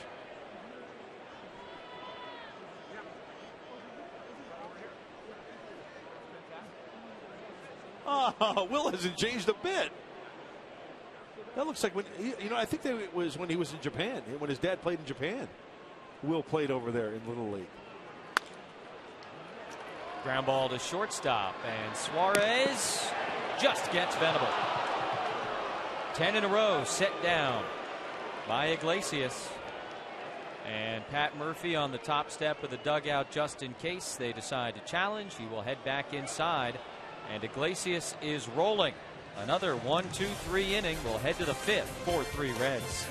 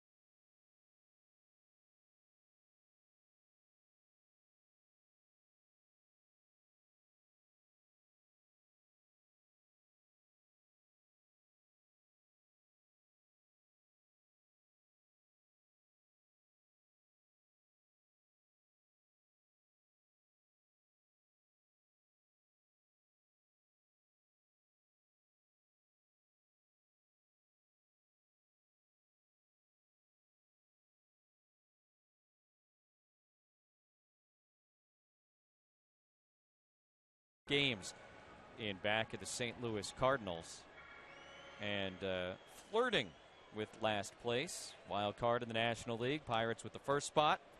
The playoffs started today. They would host the Cubs in the wild card game at PNC. Just getting in, right, guys? Name of the game last year, World Series. Yep. 2 wild card teams. James Shields back to work in the 5th. Reds got 3 runs in the first inning. The big hit, a triple from Bruce. And after the Padres tied it up on Matt Kemp's homer in the bottom of the inning. Oh, man, that looks good. That's restaurant quality lemonade. Yeah, it is. Reds took the lead in the 3rd on a balk. Joey Votto coming home from 3rd. Votto here takes ball 1. Yeah, Jesse, you're seeing an improved changeup by James Shields as this game has gone along.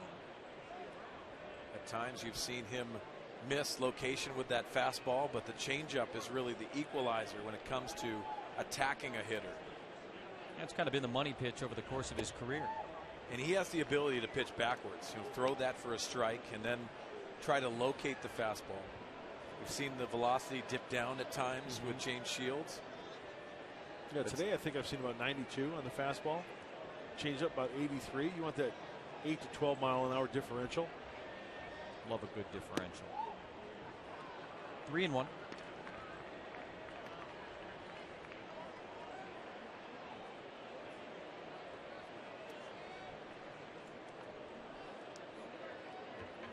Votto on base twice today. That's what he does. Only Bryce Harper and Paul Goldschmidt have better on base percentages in all of baseball.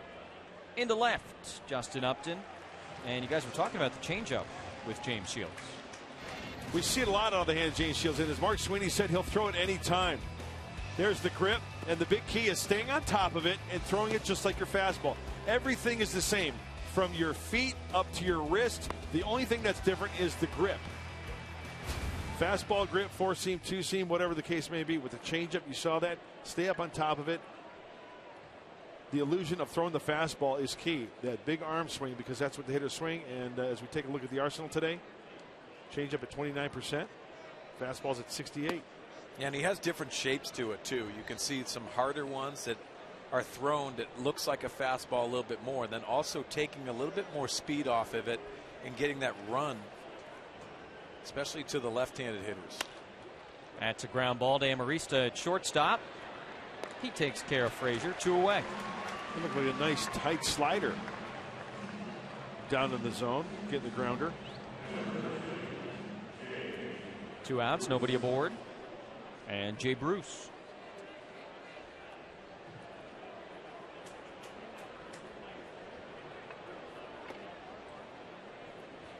First pitch of this at bat will be the 80th of the afternoon for Shields.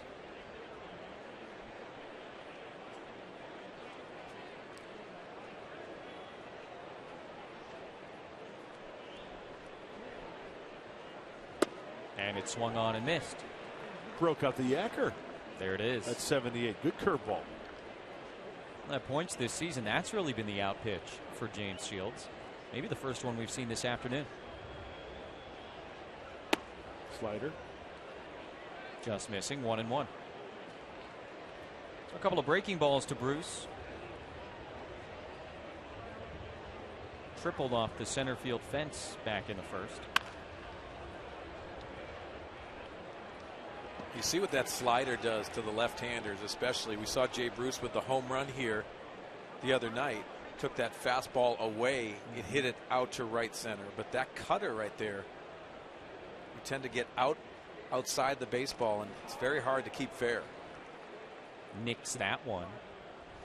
That's just buying a strike, because you know that most of the hitters are going to make contact on that slider. But it gets off that barrel. Take a look at the pitch by James Shields, the little cutter. Jay Bruce gets outside it with his hands and hooks that ball foul, just buying a strike and getting into a better pitcher's count. I don't think he's thrown a changeup this at bat, has he? How about right here? He does, and just misses. 2-2. Down and away, the left-handed batter. Will he double up? Oh, breaking out the yacker. Wheel number 2, the curveball. Hit in the air, right field. Kemp shielding his eyes from the sun, and he makes the catch. 1-2-3 inning for James Shields, halfway at Petco.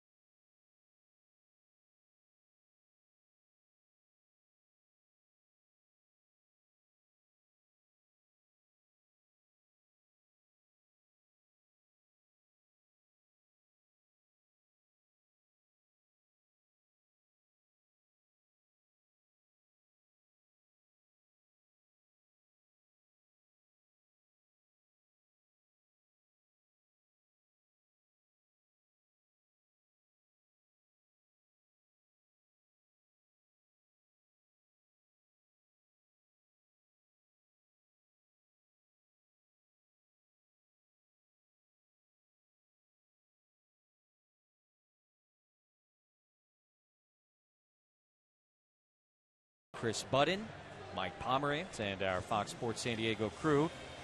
And Rookie of the Year in the National League, Mark Sweeney. You're making picks? Well, I'm making picks, and there's a lot of talent in the National League. And Noah Syndergaard is one of my first choices because this talented staff of the New York Mets, and I think he is going to lead this staff in a year or so where he's going to be the #1 guy. Even with Matt Harvey, Jacob deGrom, I think this staff is great. Matt Duffy's had a tremendous year for the San Francisco Giants in really taking over that third base position.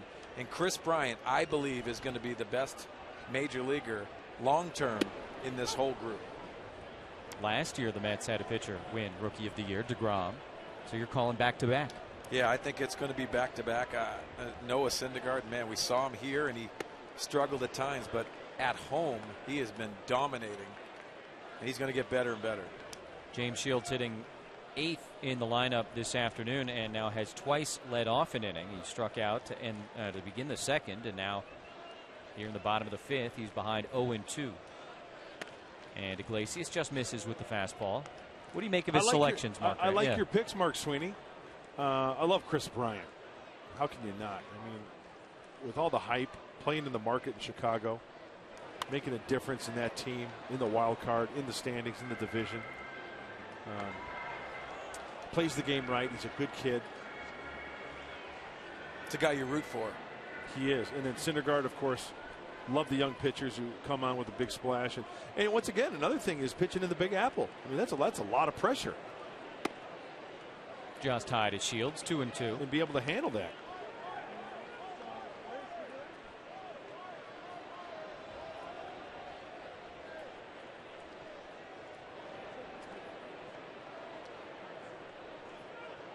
Got him. Strikeout number 8 for Raisel Iglesias. And all right, so you respected his choices, but you've got your own. Yeah, and I kind of went a different route. We both agreed on Chris Bryant, no doubt about that. Great kid. I'm going with Jae-Ho Gong. I like him with the Pirates. He can play shortstop. He can play third base. He's batting .293. That's 4th in rookies. Home runs, he's hitting 9. He's going to hit more than that, I think. And then Chris Heston. You know, it's a great story. He's older, but, 11 wins. I like his stuff. He works quickly. He's got the good sinker. He threw the no-hitter. 11 wins in an ERA of 3.48 for rookies. Got a no-hitter under his belt. Yeah, and the 245 opponent's batting average. That's what's great about baseball. It makes a great discussion about the rookies, the upcoming stars. Guys, I want to talk about Chris Bryant because I think the league has adapted to Chris Bryant. And everyone goes through that. You know that. But he has that star quality.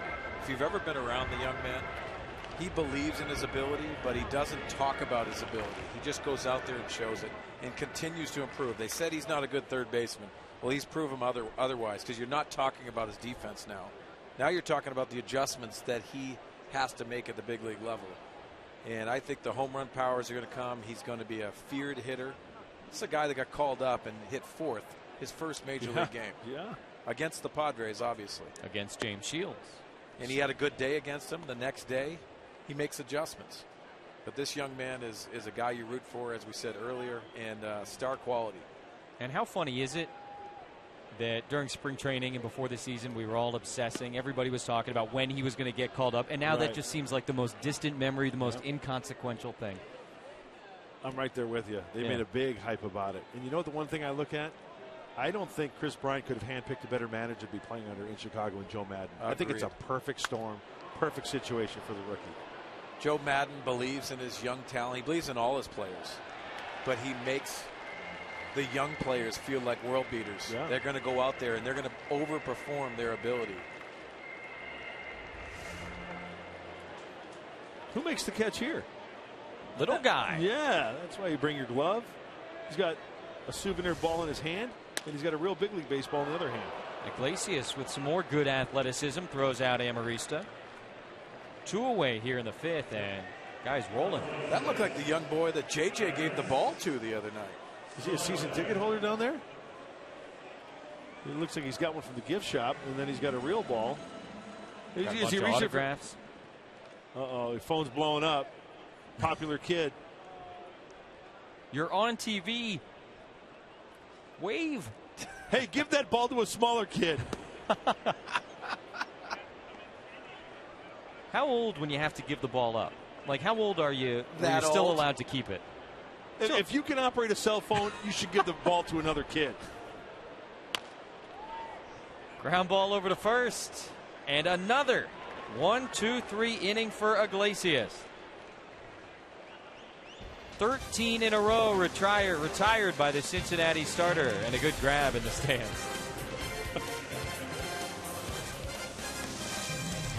You're old.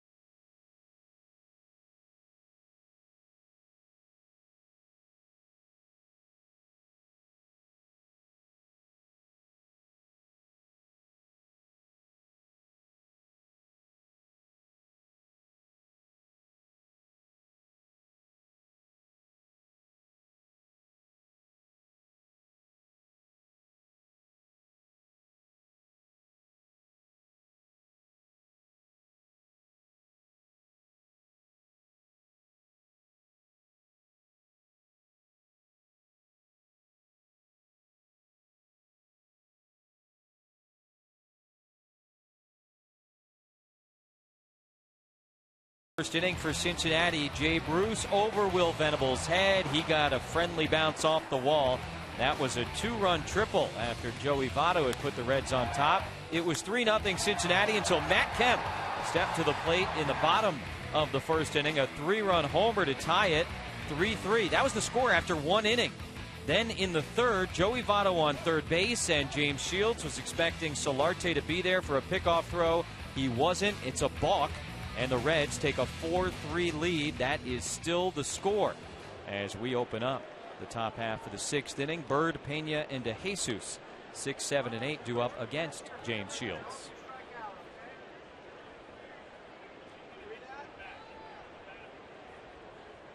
Bird 0 for 2 with a couple of strikeouts. He has K'd in 4 consecutive at-bats. And now down 0-2.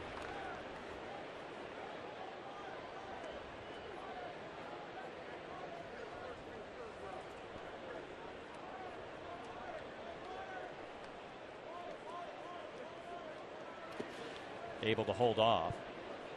Yeah, Bird having difficulty with that breaking ball off the plate. Hopefully keep him wearing the collar for this series. 0 for 6. 2 punchies this afternoon.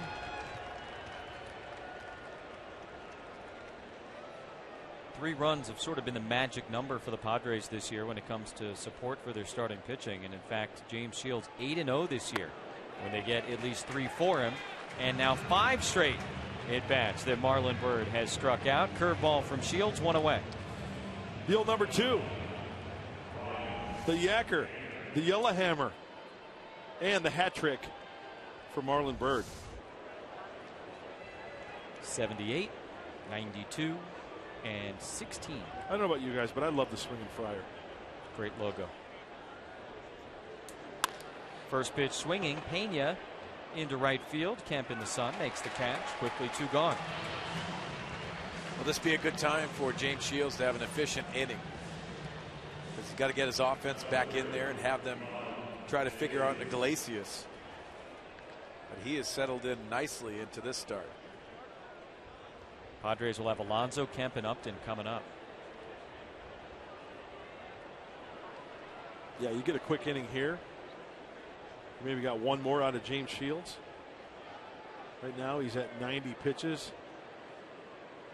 Last 4 outings, 108, 90, 102, 96. So he's good for about 100, 105. Threw 31 pitches in the first inning and has done a good job coming back from that. Ball 1 to DeJesus. You know, I wanted to ask you a question too, Mark. With the Padres starters at times struggling to get ready in that first inning and success in the first inning, and then they settle down. Is that something you talk about, or is it something you just try to make adjustments on the fly? Well, that's a big question that everybody tries to answer.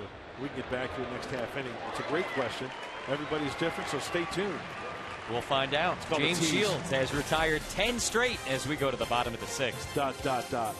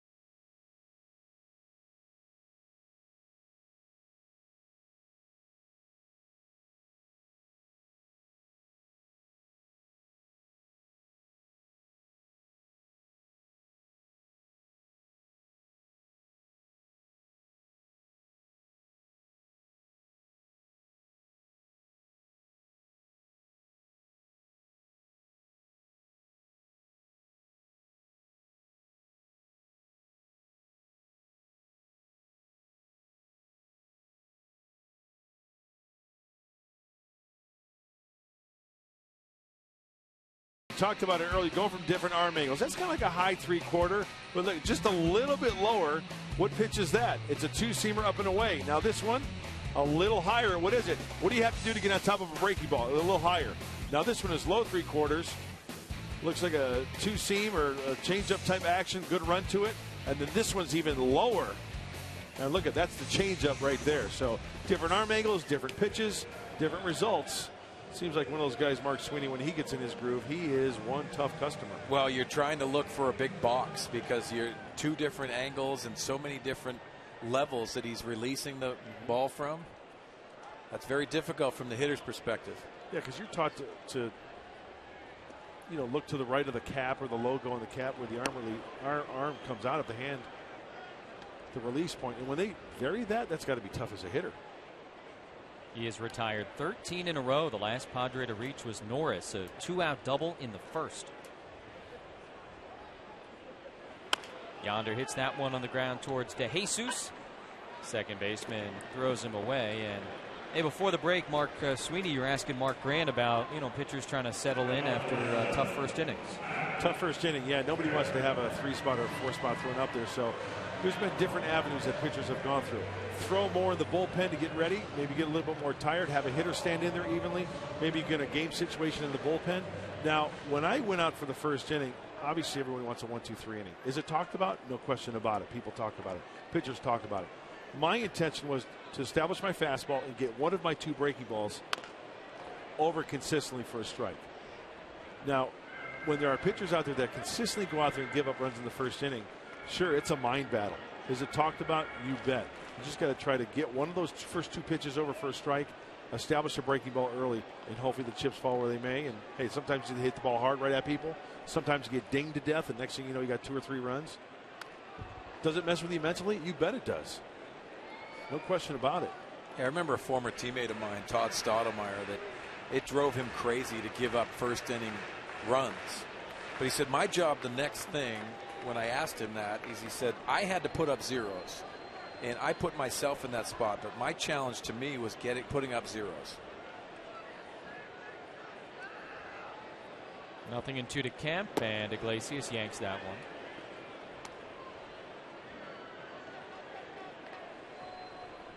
Young guy really trying to come on here.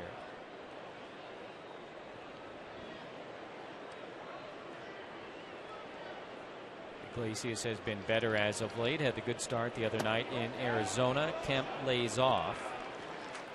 Ball 2. 3 runs for the Padres, all courtesy of Matt Kemp. Yeah, bomb in the first inning. Backup slider, and you see Matt Kemp barreling this ball up into left center, and that was a great feeling to knot the game up again with the Padres, and 3-3 at that point. Hits that one on the ground to the left side. Frazier makes the play, and now for the second consecutive game, Iglesias with a stretch of retiring 15 consecutive batters.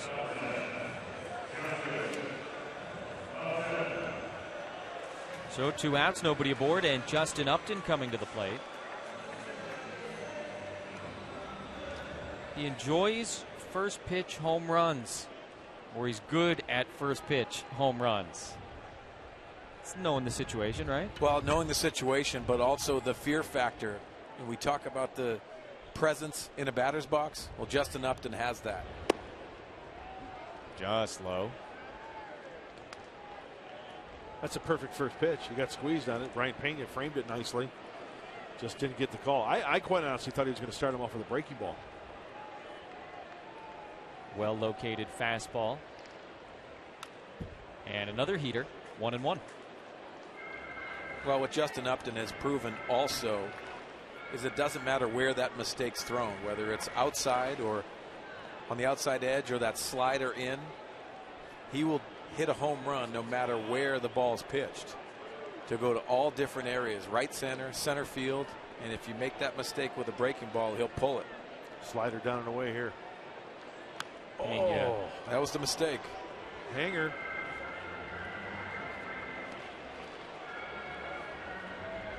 Well, guys, with young pitchers, they will make mistakes. And that's that cement mixer they talk about all the time, that right over the middle of the plate. And a nice approach by Justin Upton, just underneath the baseball.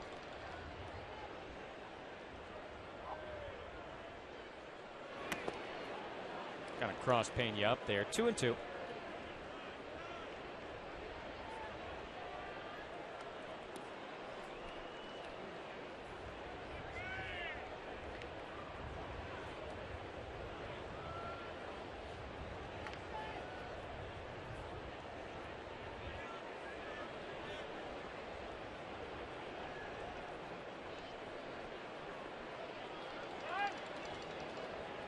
Be interesting to see what Brian Price does. Iglesias is leading off, 93 pitches to this point.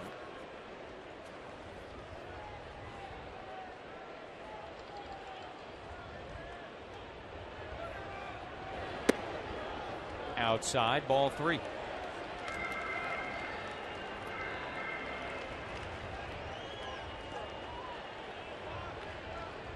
Seems like he's got a rubber arm, though, doesn't it, Mark?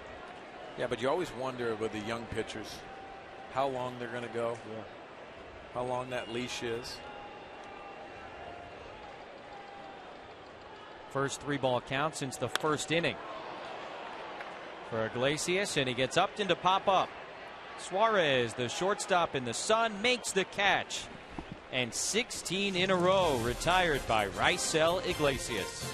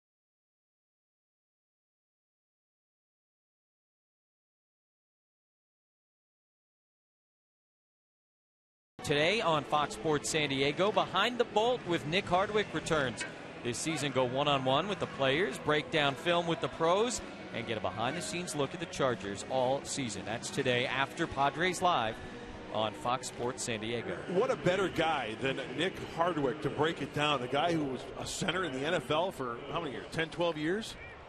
I mean, a guy who's in the middle of everything. Perfect. Knows what's going on. And a good egg, too, Nick Hardwick. Great egg. There you see the line for James Shields, 92 pitches. He's thrown over 100 more than a handful of times this year. Got to hold these Reds. It's getting late. Trailing by 1. That's going to be it for Raisel Iglesias. Brandon Phillips pinch hits for the pitcher to lead off the 7th.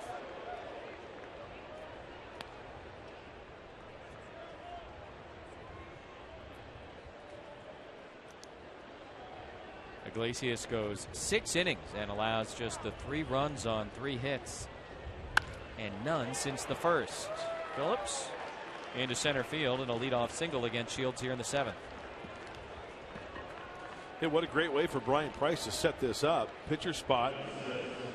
Brandon Phillips, a leadoff hitter.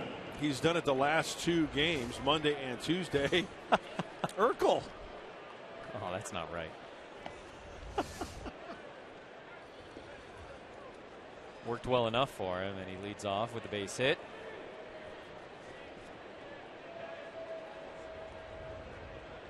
Reds certainly have options here with Billy Hamilton coming up. Phillips, 17 stolen bases. Hamilton, all kinds of speed, and got to be aware of anything as he takes just outside from Shields. Jeff Pico, the pitching coach, talking with Raisel Iglesias.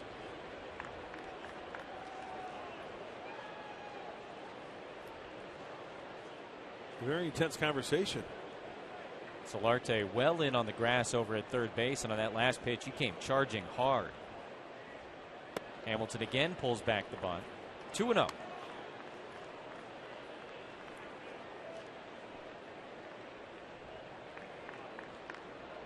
We saw Hamilton bat 9th each of the first 2 games of this series. He's in the leadoff spot here today.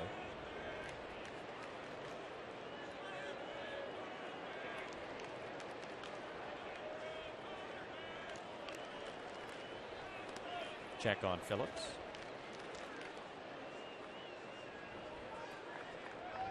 Brian Pena doing a little translating there for Brian Price.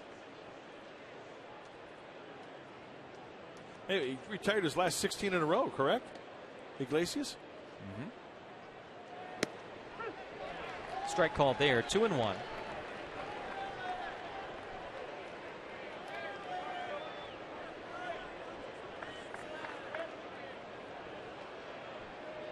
So James Shields got a call on that last pitch. Wow.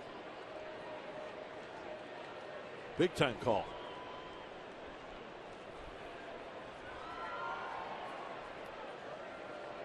Checks on Phillips over at first. And the 2-1 to Hamilton is outside, ball 3. Shields creeping up on 100 pitches. Zepchinski and Kelly, left-hander and a right-hander, throwing in the San Diego bullpen. And Brian Price has got him split up pretty nicely after Hamilton. Suarez right, Votto left, Frazier right, Bruce left. Padres have 2 lefties in the pen now. Frank Garces, who pitched the 9th inning last night, and Zepchinski. And that's ball 4. So 2 on and nobody out here in the top of the 7th, with the Reds holding on to a 1-run lead. We promised it earlier in the game. We have tonight's T-Mobile Strongest Fan photo. Tweet your photo using the hashtag #SDDataStrongFan for a chance to be shown in an upcoming broadcast. Brought to you by our good friends at T-Mobile. Thank you, Melissa.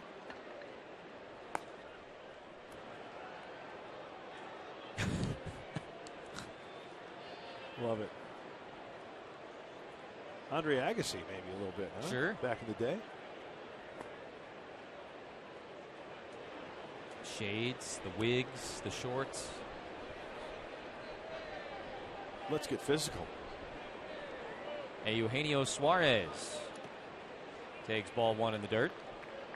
Solarte crashing in at third base, anticipating the bunt. Here's what I like on this play for a pitcher is to take a look at the breakdown of pitch count. Boy, that first inning, 31 pitches for James Shields. Is to bounce off that mound. If he's going to bunt it down here, the third base line, you got to bust it over here. So hopefully Solarte can get back to third base and get that lead runner. That was some John Madden type stuff there. Swinging.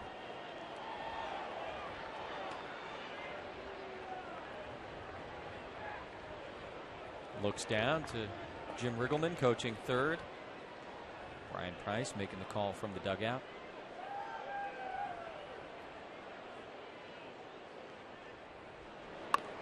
And there's the bunt. Shields makes the play. Successful sacrifice, 1-3, as Phillips and Hamilton both advance. Now the big bats for Cincinnati with 2 on and 1 out.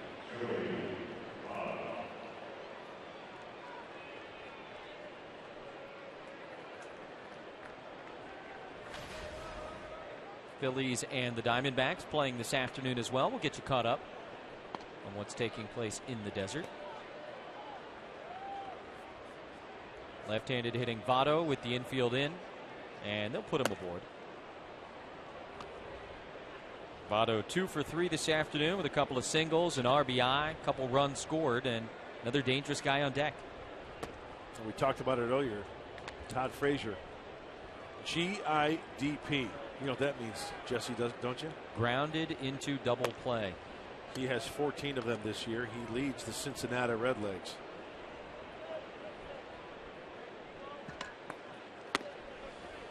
This copyrighted telecast is presented by authority of the San Diego Padres and may not be reproduced or retransmitted in any form, and the accounts and descriptions of this game may not be disseminated without the express written consent of the San Diego Padres. Bases loaded, 1 out, and that may be it for James Shields as Pat Murphy makes the slow walk out to the mound. Kelly was up and throwing. And we've seen Murph once this season. It was with Andrew Kashner a couple of weeks ago. Right. In the 7th inning, as I recall, kind of get talked into leaving him in or at least having a conversation. But here he will go to the bullpen. And Sean Kelly, who looked really good earlier in this series, will come on.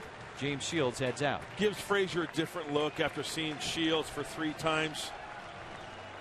Bases loaded, 1-run game and a pitching change.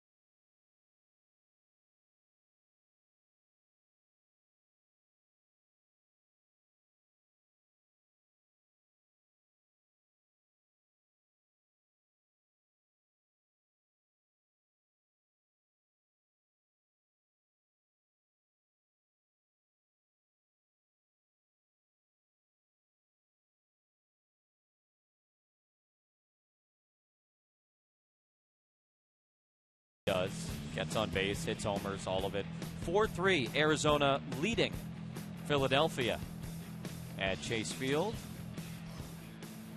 Here at Petco Park, big situation in the top of the 7th. Yeah, Goldie continues to roll, using the whole field threat. He's in scoring position in the batter's box, right? Yes, he is. Todd Frazier, bases loaded, 1 out, and Sean Kelly misses ball 1. Pitching change brought to you by El Cajon Ford. Great outing in the first game of this series. Oh, he really threw the ball well. 1 hit that inning, but he struck out the side, struck out all 3 Reds that he faced, the 4 hitters that inning. Gave him a single to Pena. We'll take that back. Gave a single to Phillips to start the inning, and then shut the Reds down. K to Frazier. And this is one of the reasons why he wanted to give Todd Frazier a different look with the success that he had against him the other night. Struck him out on Monday night. And a big swing and a miss there. Ahead of him, 1-2.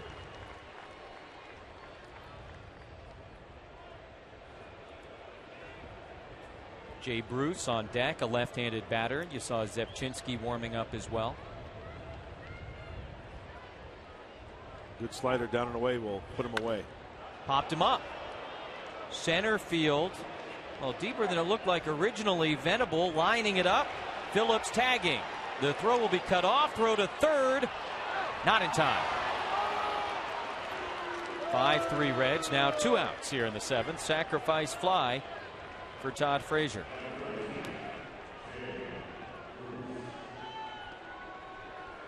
Well, Billy Hamilton is fast, and he's able to go second to third. Very fast. Okay, now this is why you have to hustle on third base on a play like this. You have to hustle home. There's 2 outs now, right?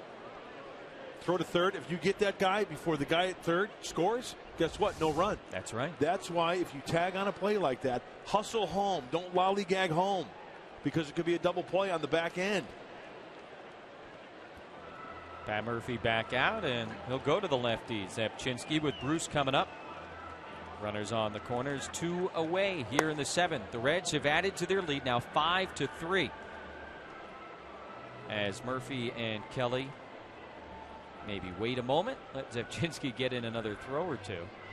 Yeah, wait till the umpire comes to the plate, or comes out to the mound, right, to break it up, and the signal is made. There you go. 2 on and 2 out with Zepchinski coming in.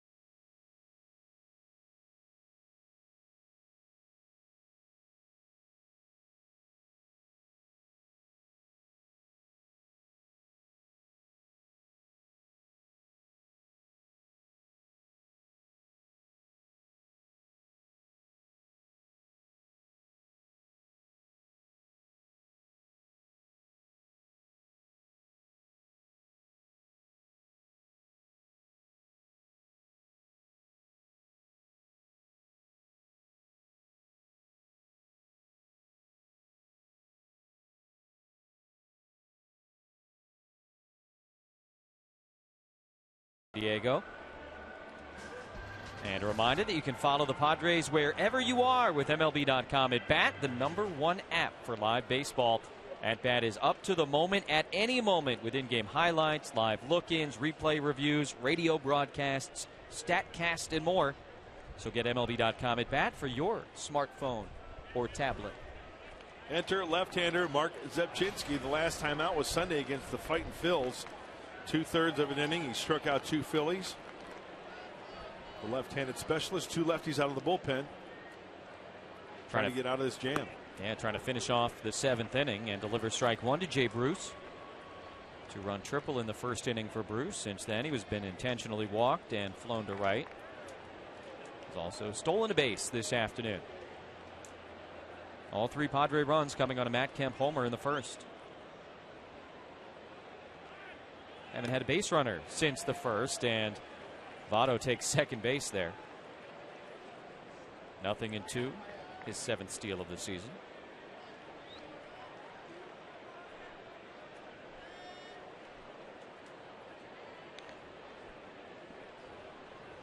Sac fly from Frazier here this inning, making it 5-3. 0-2 to Bruce, and he got him. Zepchinski comes out of the bullpen, and he strikes out Jay Bruce on 3 pitches. The Reds add another 5-3, middle 7th.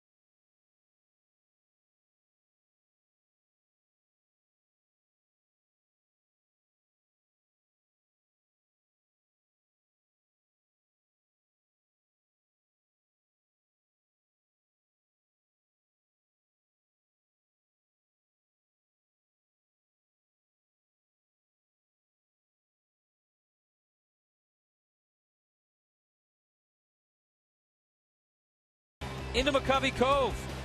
Well, they got a net now. 1-0 Astros in the 7th inning as they lead the Giants. Plenty of day baseball action. Orioles being no hit by the Mariners through 7 innings. As you take a look at the AL Central standings, KC got the big lead over Minnesota. Twins trying to hold on to the wild card race, or at least be a part of it at 500.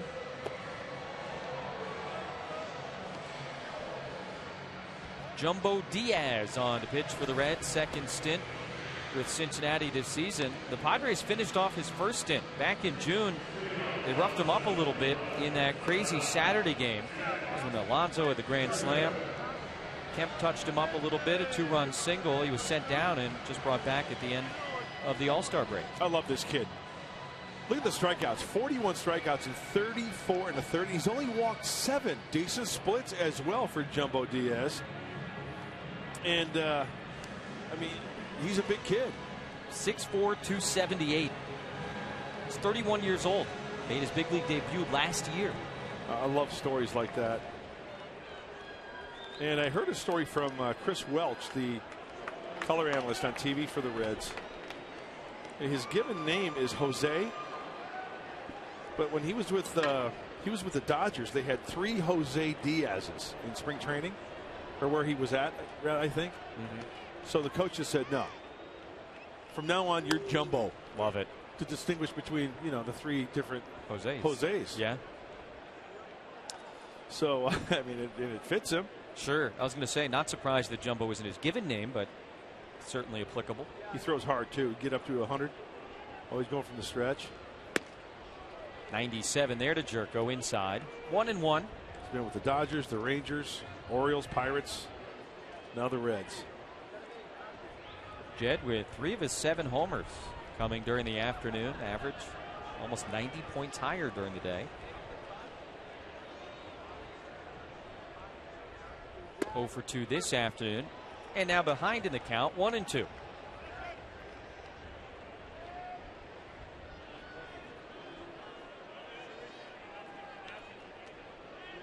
Had the breakout rookie campaign in 2013.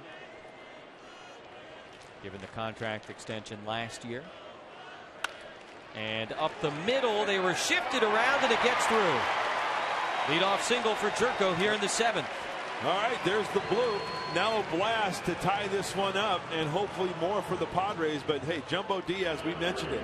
He's got the fastball, get up about 100. He's got the split-fingered fastball, that's hard, and a slider. So playing a little pepper up the center, beating the shift. That's a good start for San Diego.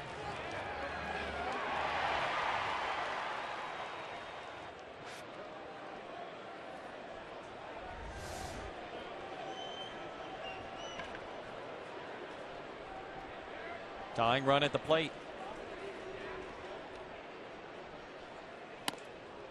And Norris leans away from a high fastball.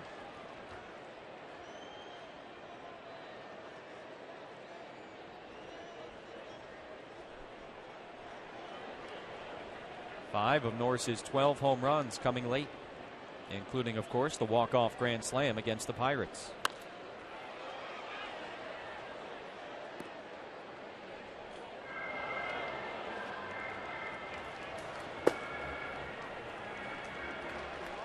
There's your 8th inning guy.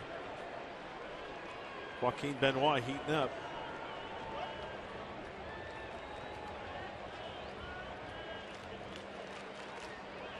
The last 3 months for Derek Norris, see the home runs and then kind of slowing down a little bit as far as the home run and the power and the RBIs are concerned. Doesn't mean he can't come up with a big hit. He's had some good at-bats, good battles last road trip and this homestand. Manny Parr, the lefty, heating up in the bullpen, and closed captioning for today's game brought to you by Wiener Schnitzel.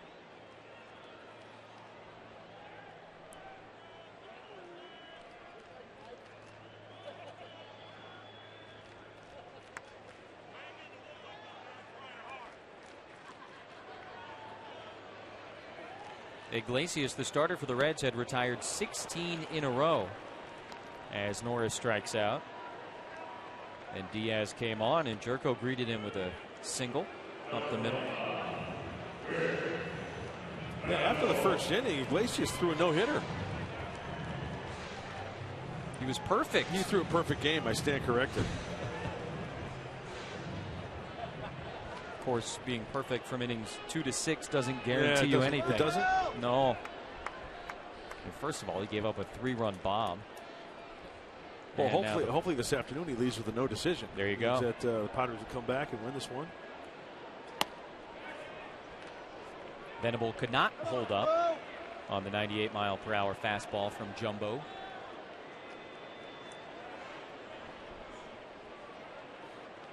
Padres trying to complete the sweep of the Reds. They played so well against Cincinnati the last couple of years. They've now won 9 out of their last 10 against the Reds. Oh. Jerry Davis got that right in the chest.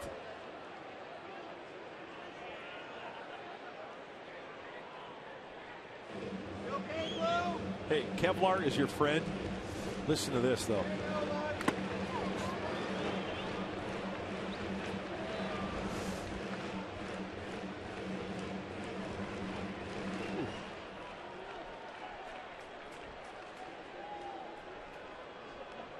Hey, veteran move also by Brian Pena. Going out to have a little chat with Jumbo as Jerry Davis collects himself and gets ready to call balls and strikes again. They set up away on 0-2 to Venable, and the fastball misses. Will's grounded out a couple of times this afternoon. Once to third, once to short. Looking for his first hit of the series.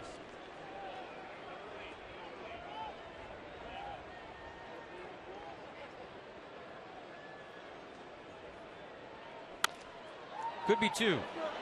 Suarez takes it himself. Double play. Jumbo Diaz does his job in the 7th.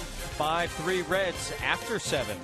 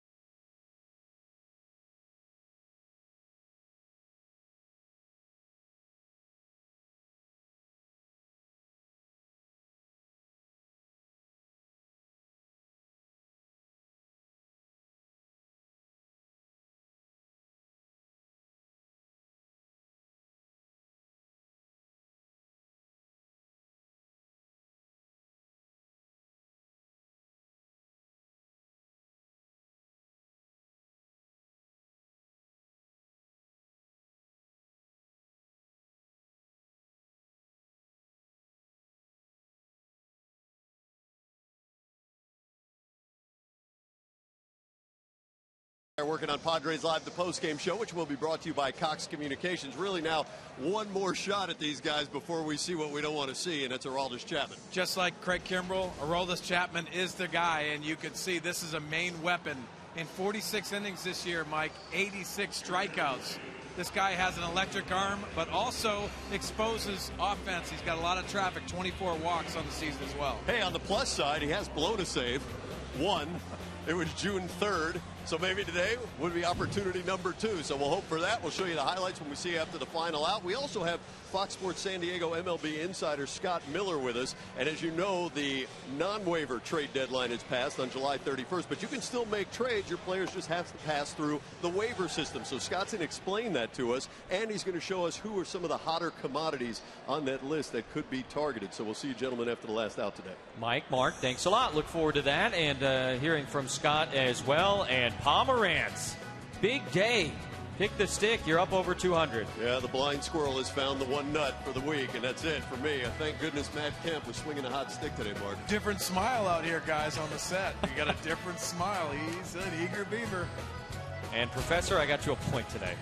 Well, still time for more. Hey, it's a long season.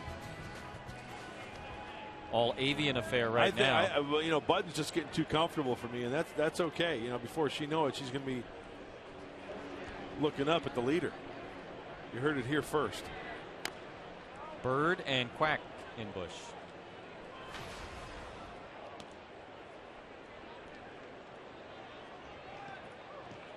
Hey, Mark, remember yesterday when you said you were only going to worry about yourself? Keep at it. Well, tomorrow's in the past. I look to the future, Chris. Thank you very much. So now you're not just thinking about yourself? Good plan. It's good. You know what? Like the races in baseball, I think our pick the stick is going to be very interesting down the stretch because it's a close race. Oh, it always is. Be a photo finish. Hold all tickets. Bird 0 for 3 with 3 strikeouts, 5 straight at bats this series. He has been K'd, and he just gets a piece of that one. That's the book on Marlon Bird right now. Everything is down, down, down with the breaking ball. Breaking ball's down and away off the plate, wearing the hat trick. And there's a breaking ball there, just staying alive.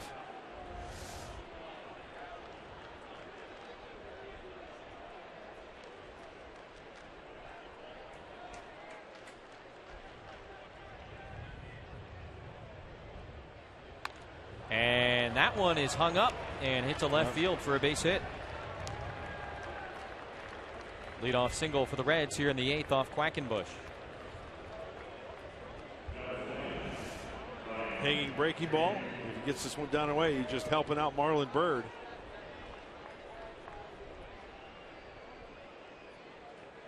What's the old saying? A bird in the hand is worth 2 in the bush. I never got that one. I never did either. Well, a bird in the box. Worth 1 base. Off Quackenbush.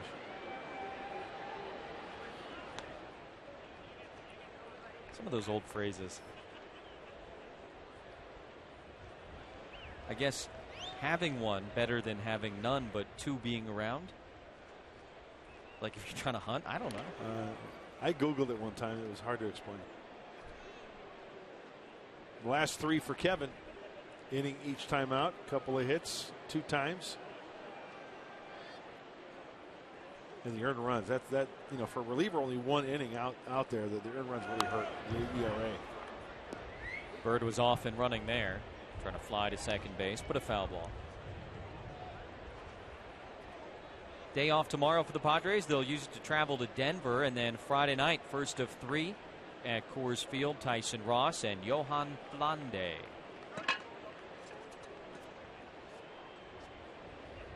Join us at 5 o'clock Friday on Fox Sports San Diego.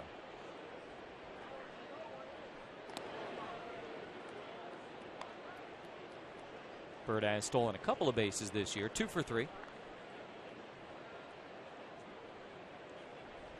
Pena's got the double ear flap helmet. He's got the old throat protector when he catches. Got the big elbow guard. Not taking any chances. Big target back there. Behind the plate and at it. He's a sporting goods store. He's got the ankle For My the shin goodness, guard look also. at that. He's got the thumb pad also on the hand. Anything you need, he's got it. Wristbands, gloves, that's pretty standard, but. Runner goes, and the ball is hit in the air to right field. Kemp coming over. Makes the catch, and his Bird goes back to first. One away. By the way, yeah, it is preferable to have a small but certain advantage than a mere potential of a greater one. Okay, kind of what I was saying. Yeah. That's well put, though. Very simple. Yeah, a bird in the hand is worth more than two in the bush.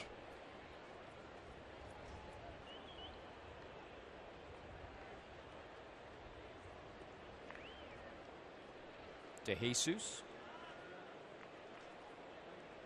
Couple of strikeouts and a ground out this afternoon.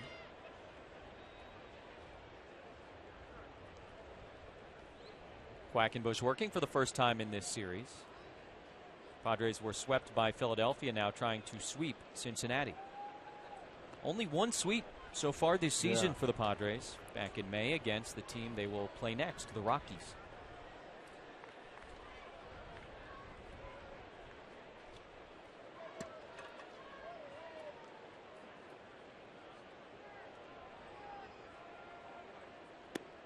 Good curveball by Kevin right there. But you know what? I hate to look ahead. You still got a lot in this game. But going to the Rockies next for the Padres, below 500 at home, a team that is struggling, 15 games out. New look Rockies, too. Yeah.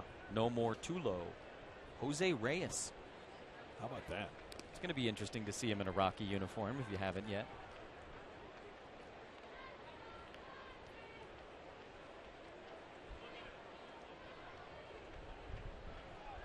Colorado going to try and avoid a sweep to the Mets this afternoon.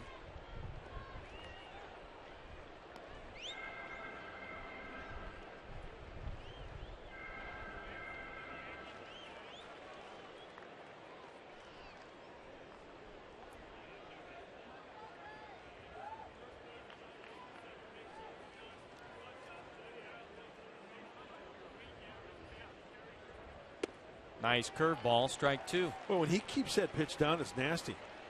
Remember, Bird took that curveball and pulled it to left field because he left it up in the zone.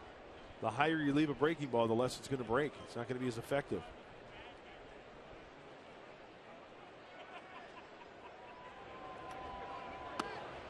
And just missing outside with the fastball. 2-2 from Quackenbush to Ivan DeJesus Jr. Saw him at shortstop earlier in the series, getting the start at second today. Pitcher spot up next, and Schumacher into the on-deck circle. Check on Bird. By the way, Doug on Twitter says he's not making this up, but there's a town in Pennsylvania called Bird in Hand. Really? Yeah. Bird in Hand, PA. Got him. Quackenbush freezes DeJesus with the fastball. Two gone.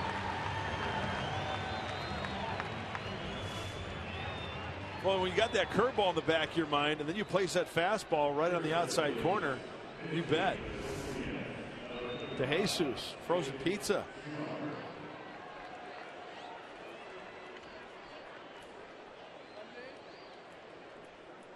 Bird in the Hand, PA. Yeah. In the town square, they have to have a bush in the middle of town with a couple of birds in it. Like a sculpture or something? They have to. Yeah, no, I would think so. Skip Schumacher leads Major League Baseball in plate appearances, hits, doubles as a pinch hitter. He's been used a ton in this role. 44 pinch hit at bats now.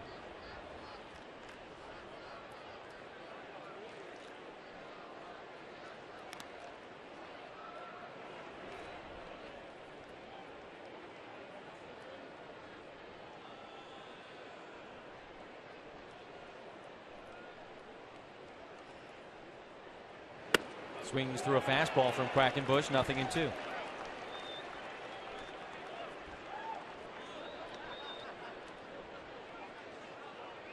Leadoff single for Marlon Bird. Quackenbush got Pena to fly out. He struck out DeJesus. And now trying to finish off Schumacher. He does. Kevin Quackenbush strikes him out and works around the leadoff single as we go to the bottom of the 8th.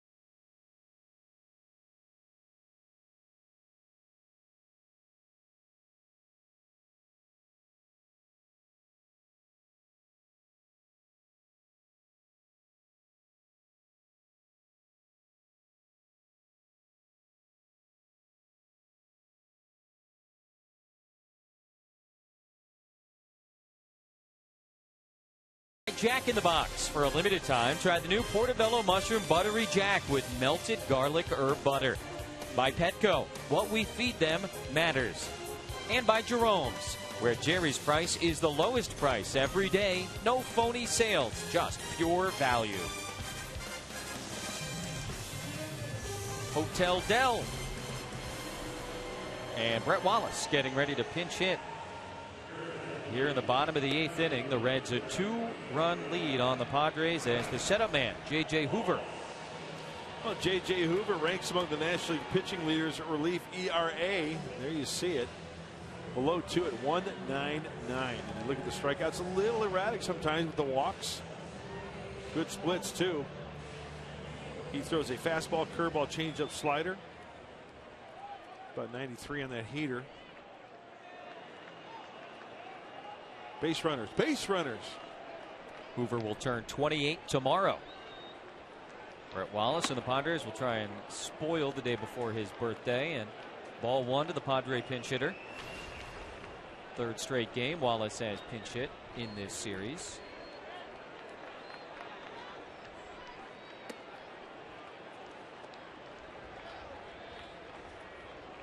Told you earlier about Iwakuma throwing that no-hitter in Seattle. He is through 8 1/3 against the Orioles.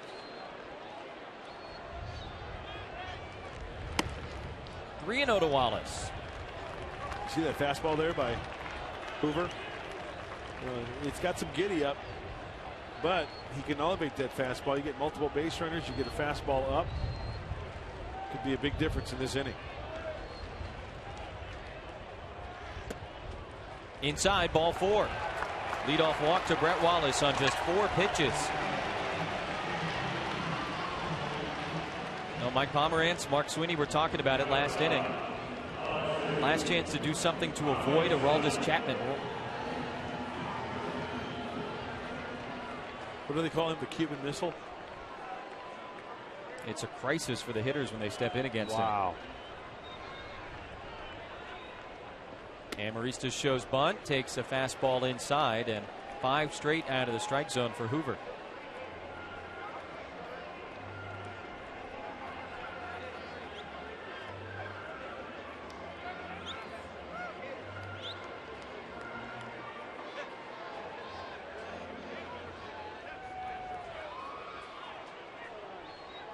Jeff Pico on the phone to the bullpen.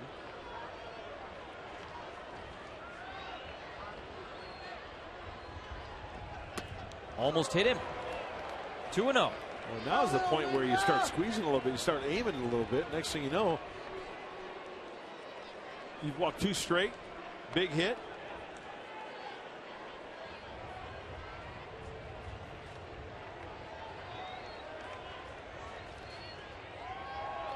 Amarista batting 9th this afternoon, so the leadoff man Solarte on deck. 6 straight out of the strike zone for Hoover, and there's a strike. Just barely 2-1.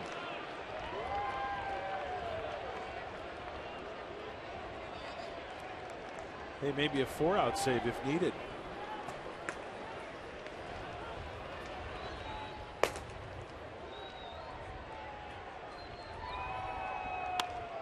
Popped up left side, long run for Frazier in foul ground. He makes the catch. Going to take you to Seattle. History at Safeco. There it is, Hisashi Iwakuma against the Baltimore Orioles. A no-hitter. And how about what he's been through? Missed time, trying to get healthy, and a no-no against Baltimore.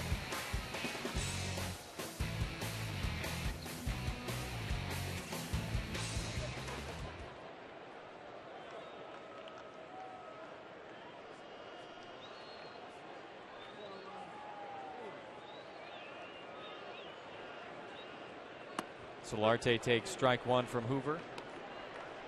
And no joke, by the way, I have a buddy. He was visiting here over the weekend. He and his wife, they went to Seattle after this. He wanted to go to the game today, and she was like, no, we already went to a game on this trip. No kidding. Had a chance to witness a no-no. Instead they're enjoying a latte somewhere. Too funny. They were here Saturday night. That's a hang with him. That's a big league hang with him. He was like, it's a day game. It'll be perfect. She was like, nope.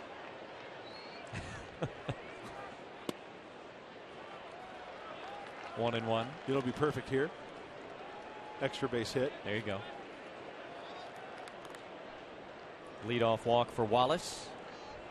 Amarista fouled out. Now Solarte with 1 away. That was a big catch. Big play by Frazier over there. And a long way to go. And that one fouled out of play. 1-2. And we saw Chapman getting up there, and I mentioned 4-out save. So if if he gets 2 outs here and then all of a sudden walks another guy and maybe another hit.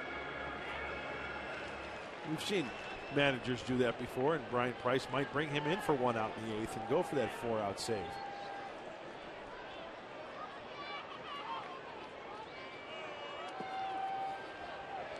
I thought that might have hit him in the foot.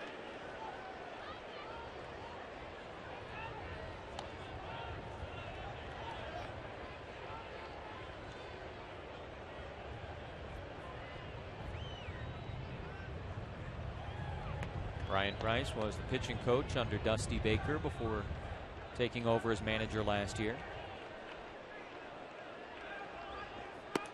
And 3-2 to Solarte.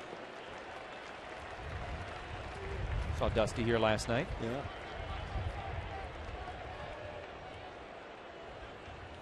There's Chapman getting hot.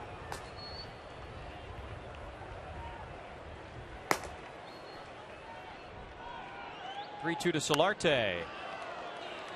Fouled back.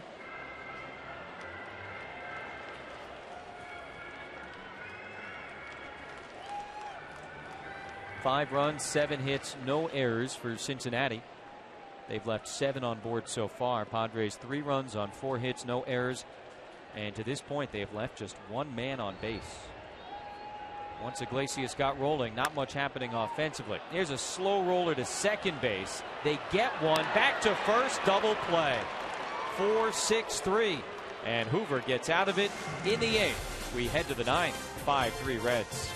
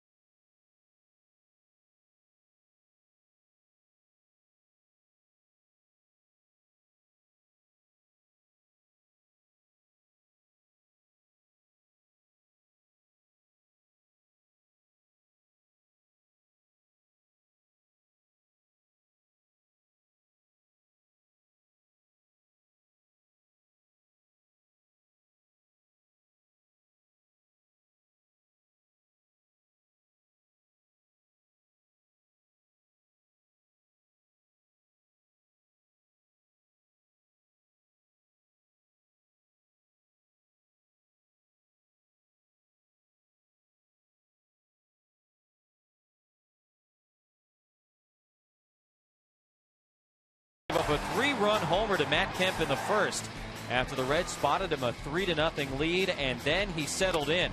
Derek Norris doubled with 2 outs in the first, and that would be the last Padre to reach base against Iglesias, who retired the last 16 men to come to the plate against him.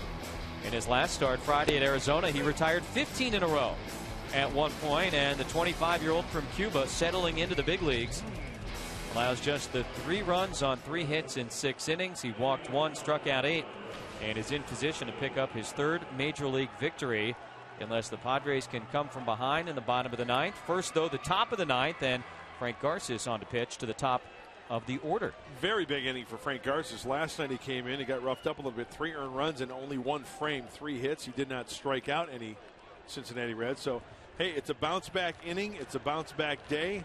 He needs to keep these Reds at 5. Billy Hamilton, the leadoff man today. Switch hitter, batting right-handed against Garces, takes ball 1.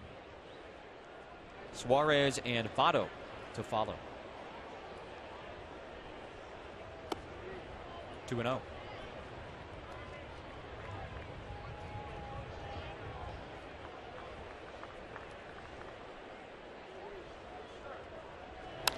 That one's hit well to left. Upton into the shadow, makes the catch. 1 away.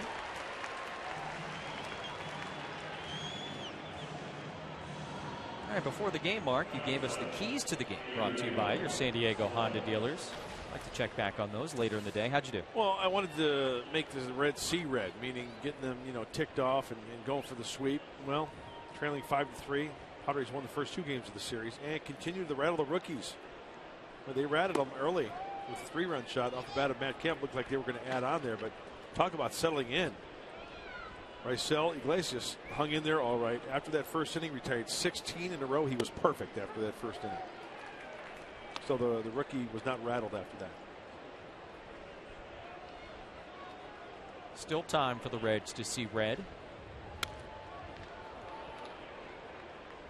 Ball and 2 strikes to the shortstop Suarez. 5th plate appearance, 0 for 2.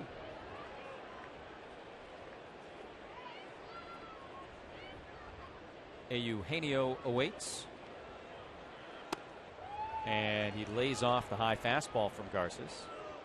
Chapman continues to fire up. Well, you can hear that. I'd like to stand in the box when he's throwing. I would not. Well, he's not going to hit you. I mean, you just talked about all the walks. No, I know, but it doesn't mean he's going to hit you, though. Okay, stand off a little bit, like maybe 5 feet, just to get an indication of what it's really like. You remember John Kruk in the All-Star game against Randy Johnson? I do. I wouldn't even be that brave against Aroldis Chapman.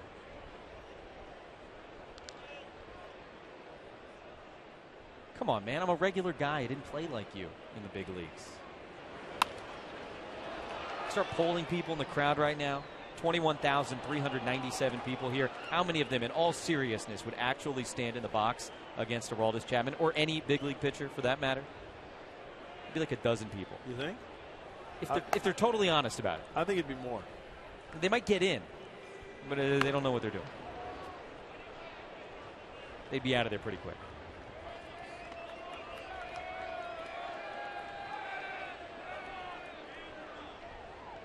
I've always thought, and I've made this suggestion at a ballpark, they should have a section where they have a pitching machine, and they dial it up to 100 miles an hour, and there's like a glass thing in front of you in the batter's box to give a fan an indication of what it's like to step into the batter's box and see what it's like to face a 100-mile-an-hour fastball. I would do that.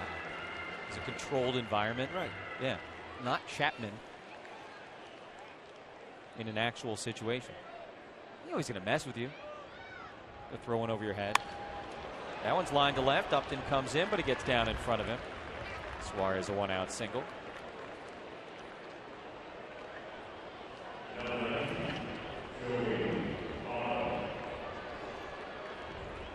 Eighth hit of the day for Cincinnati.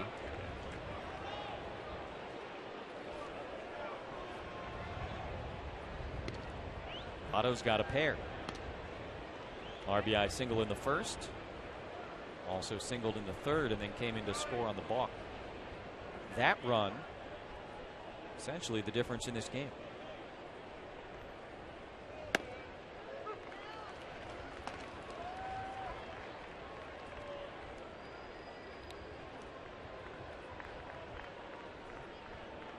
Boy, I'm looking at my scoreboard. Correct me if I'm wrong.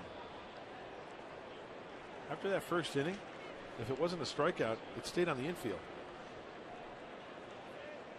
Everything was on the infield. Exactly right. Pop up to short was the last out that Iglesias recorded in the 6th. Everything else was a strikeout or a ground ball.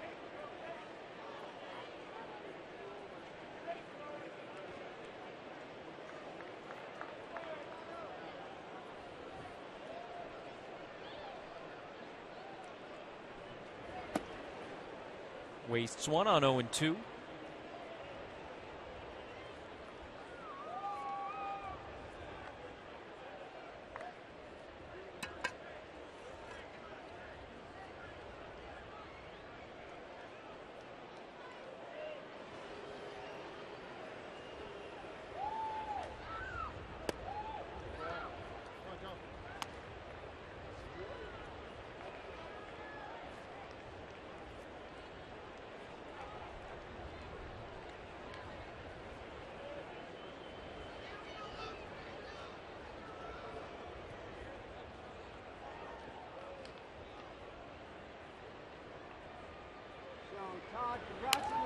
Hey, you know what else stinks? Just talking about the Iwakuma no-hitter in Seattle. Yeah. How many no-hitters have they had like the last 3-4 years? I think 3 in the last 3 years and 5 in their history. How many have the Padres had? None.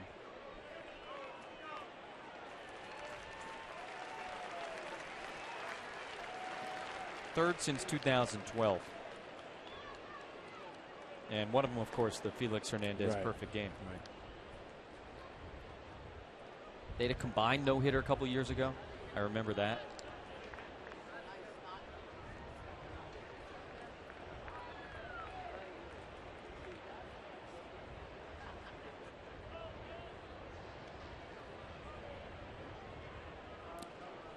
Two to Votto.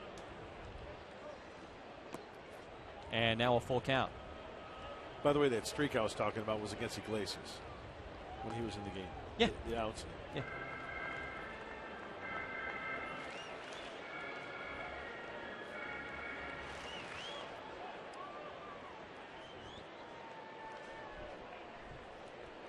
Garcia's had Votto 0-2, now a full count with Suarez at first base.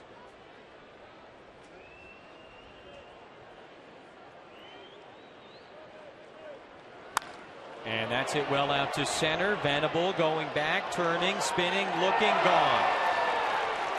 2-run homer for Joey Votto, his 20th of 2015.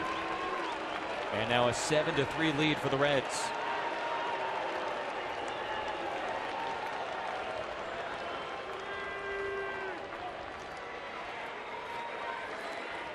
Well, whether you're a rookie or a veteran, lefty on lefty, you got to make a better pitch than this, especially to a guy like Joey Votto.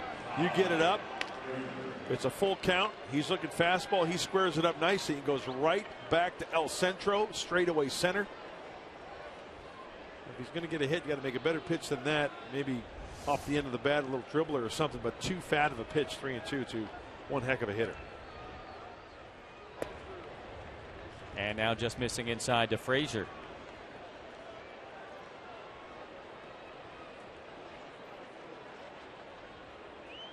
Reds have some big bats in the middle of the order. Bruce has driven in a couple of runs today. Frazier at the plate, a sac fly his last time up, and Votto getting into it here in the 9th.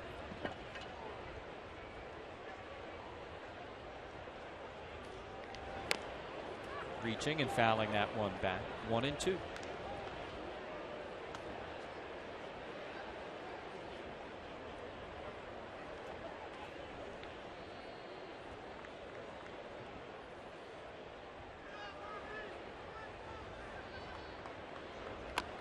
Just gets a piece.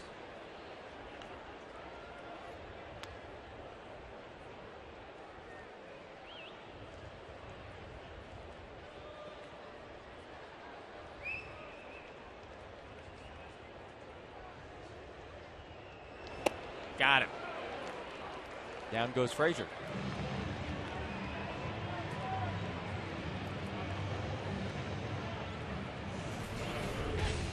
Friday night, Tyson Ross, Johan Flande, first of 3 against the Rockies.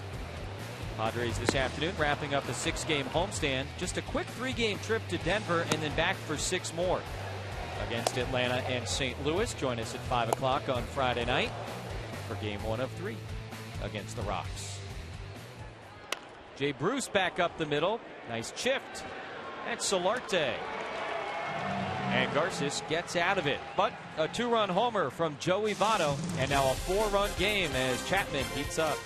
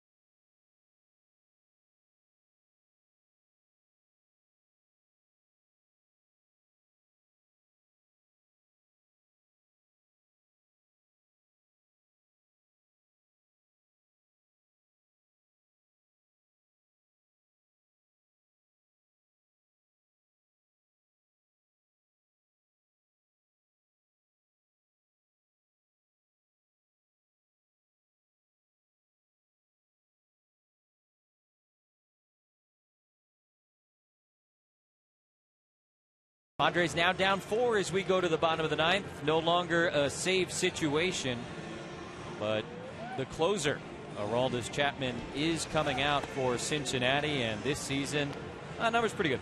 No extra base hits allowed in his last 25 innings pitched. That middle one, 052 well-hit average against. Lowest among major league relievers. That's sort of the hard hit ball numbers, and when he gets 2 strikes on you, in the last couple months, 80% of the time, it's a strikeout, about double the major league average. And he owns just about every fastest thrown ball around baseball this year, but he has blown 1 save. Chris D'Onofrio walked off against him here a couple of years ago, homer to center field, so you never know. You never know, and the numbers are just mind-boggling. 86 strikeouts you throw. They're trying to rally. The Chubbies are trying to rally the troops on this way back Wednesday. Fastball, slider, changeup, 95 to 103 on the heater from Aroldis Chapman. Alonso Kemp Upton, the scheduled batters. Now a 4-run game after the 2-run homer by Votto in the top of this inning. Good series for Yonder. And he swings at the first pitch and fouls it back out of play.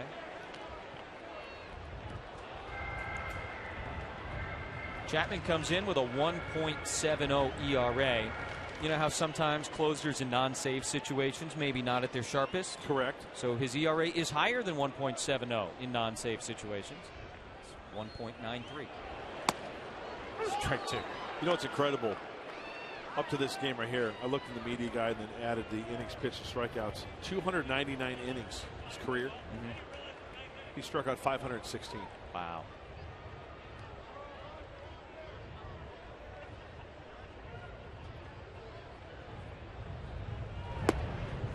Sweeping slider missing.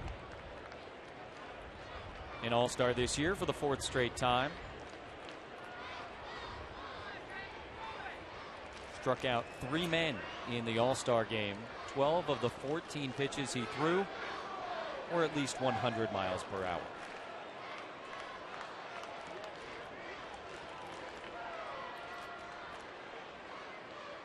One-two to Yonder. Got him. Didn't need the fastball, or didn't go to the fastball. 1 away. And it's a pretty good time for the old Cholula flamethrower. Chapman's going to get it up there. First at bat, 96. That's hot sauce. Sure. Yeah. For him, though, it's coming in hot. It's good for him. It's on the low end. Yeah. Yeah. You know what? It's fair to say for him, it's mild. Relative to his other fastballs. Kemp's 3-run homer in the first. Represents all 3 Padre runs, and yeah. First pitch cambio. Come on, man. Do it, buddy.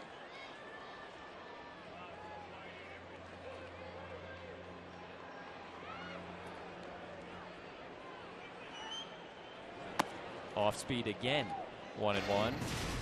Padres were down 3-0 after a half inning. Matt Kemp changed that. After Solarte was hit by a pitch and Alonso singled, Kemp a 3-run homer to tie it in the bottom of the first. Matt's 12th of the season. You know what? I think Chapman's out there working on stuff. He's got a 4-run lead. It's not a safe situation. He's working on the release point for the slider and the changeup. There's that slider again, getting him on top, and a nice break. Has yet to throw Kemp a fastball. There's one. Easy 100.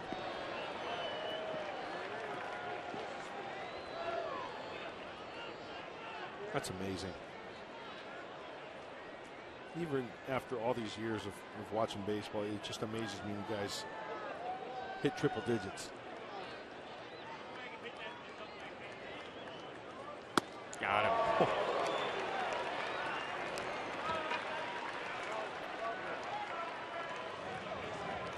You know, I've never hit. I never was a hitter. But when you try to turn on a fastball like that, you can't even get mad. Can you get mad at yourself for swinging a? You can't. It's different than swinging at a guy who throws 87. You swing and miss at a fastball right there. But with this guy, it's like, okay, whatever. If you look at the leaderboard for fastest pitches thrown this season in the major leagues, Aroldis Chapman has every single pitch. He's topped out a couple of times at 103.9. Off speed to Upton, strike one.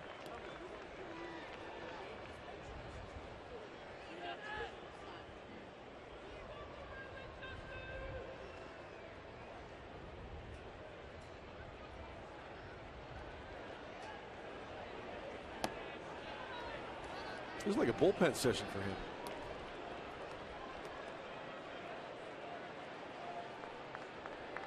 Look at that. Exciting to watch.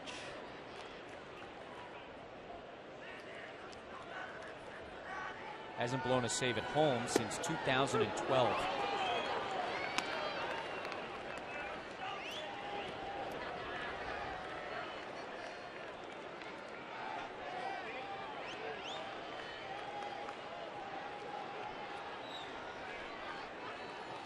Third time this year, he struck out at least 2.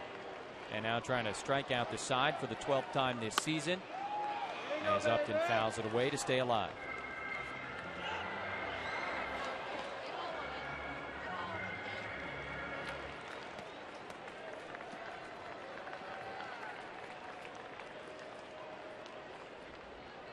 Awesome.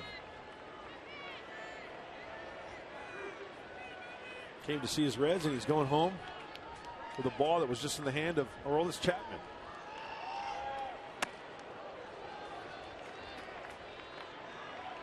Still hot. Yeah.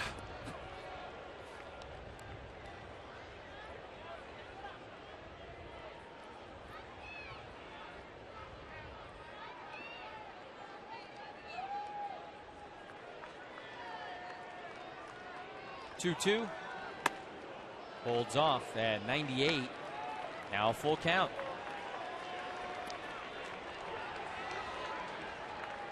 Jed Jerko would be next.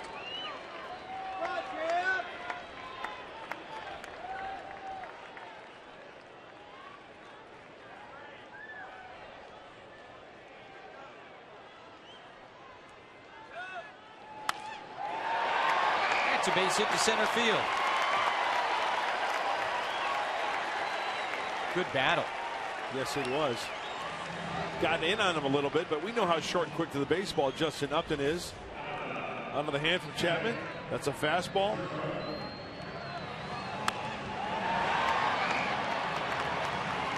And that's a big league knock. Upton extends the hitting streak. 6 in a row now for Justin.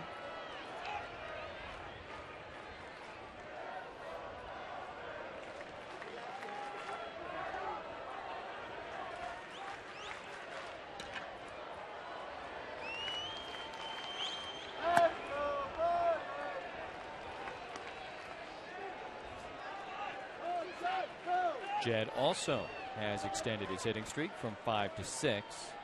Singled his last time up.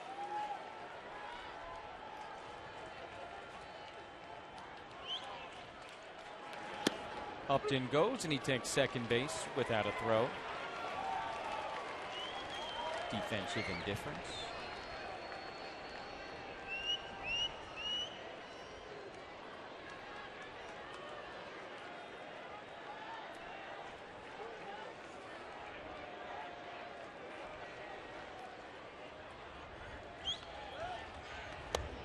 Strike 2.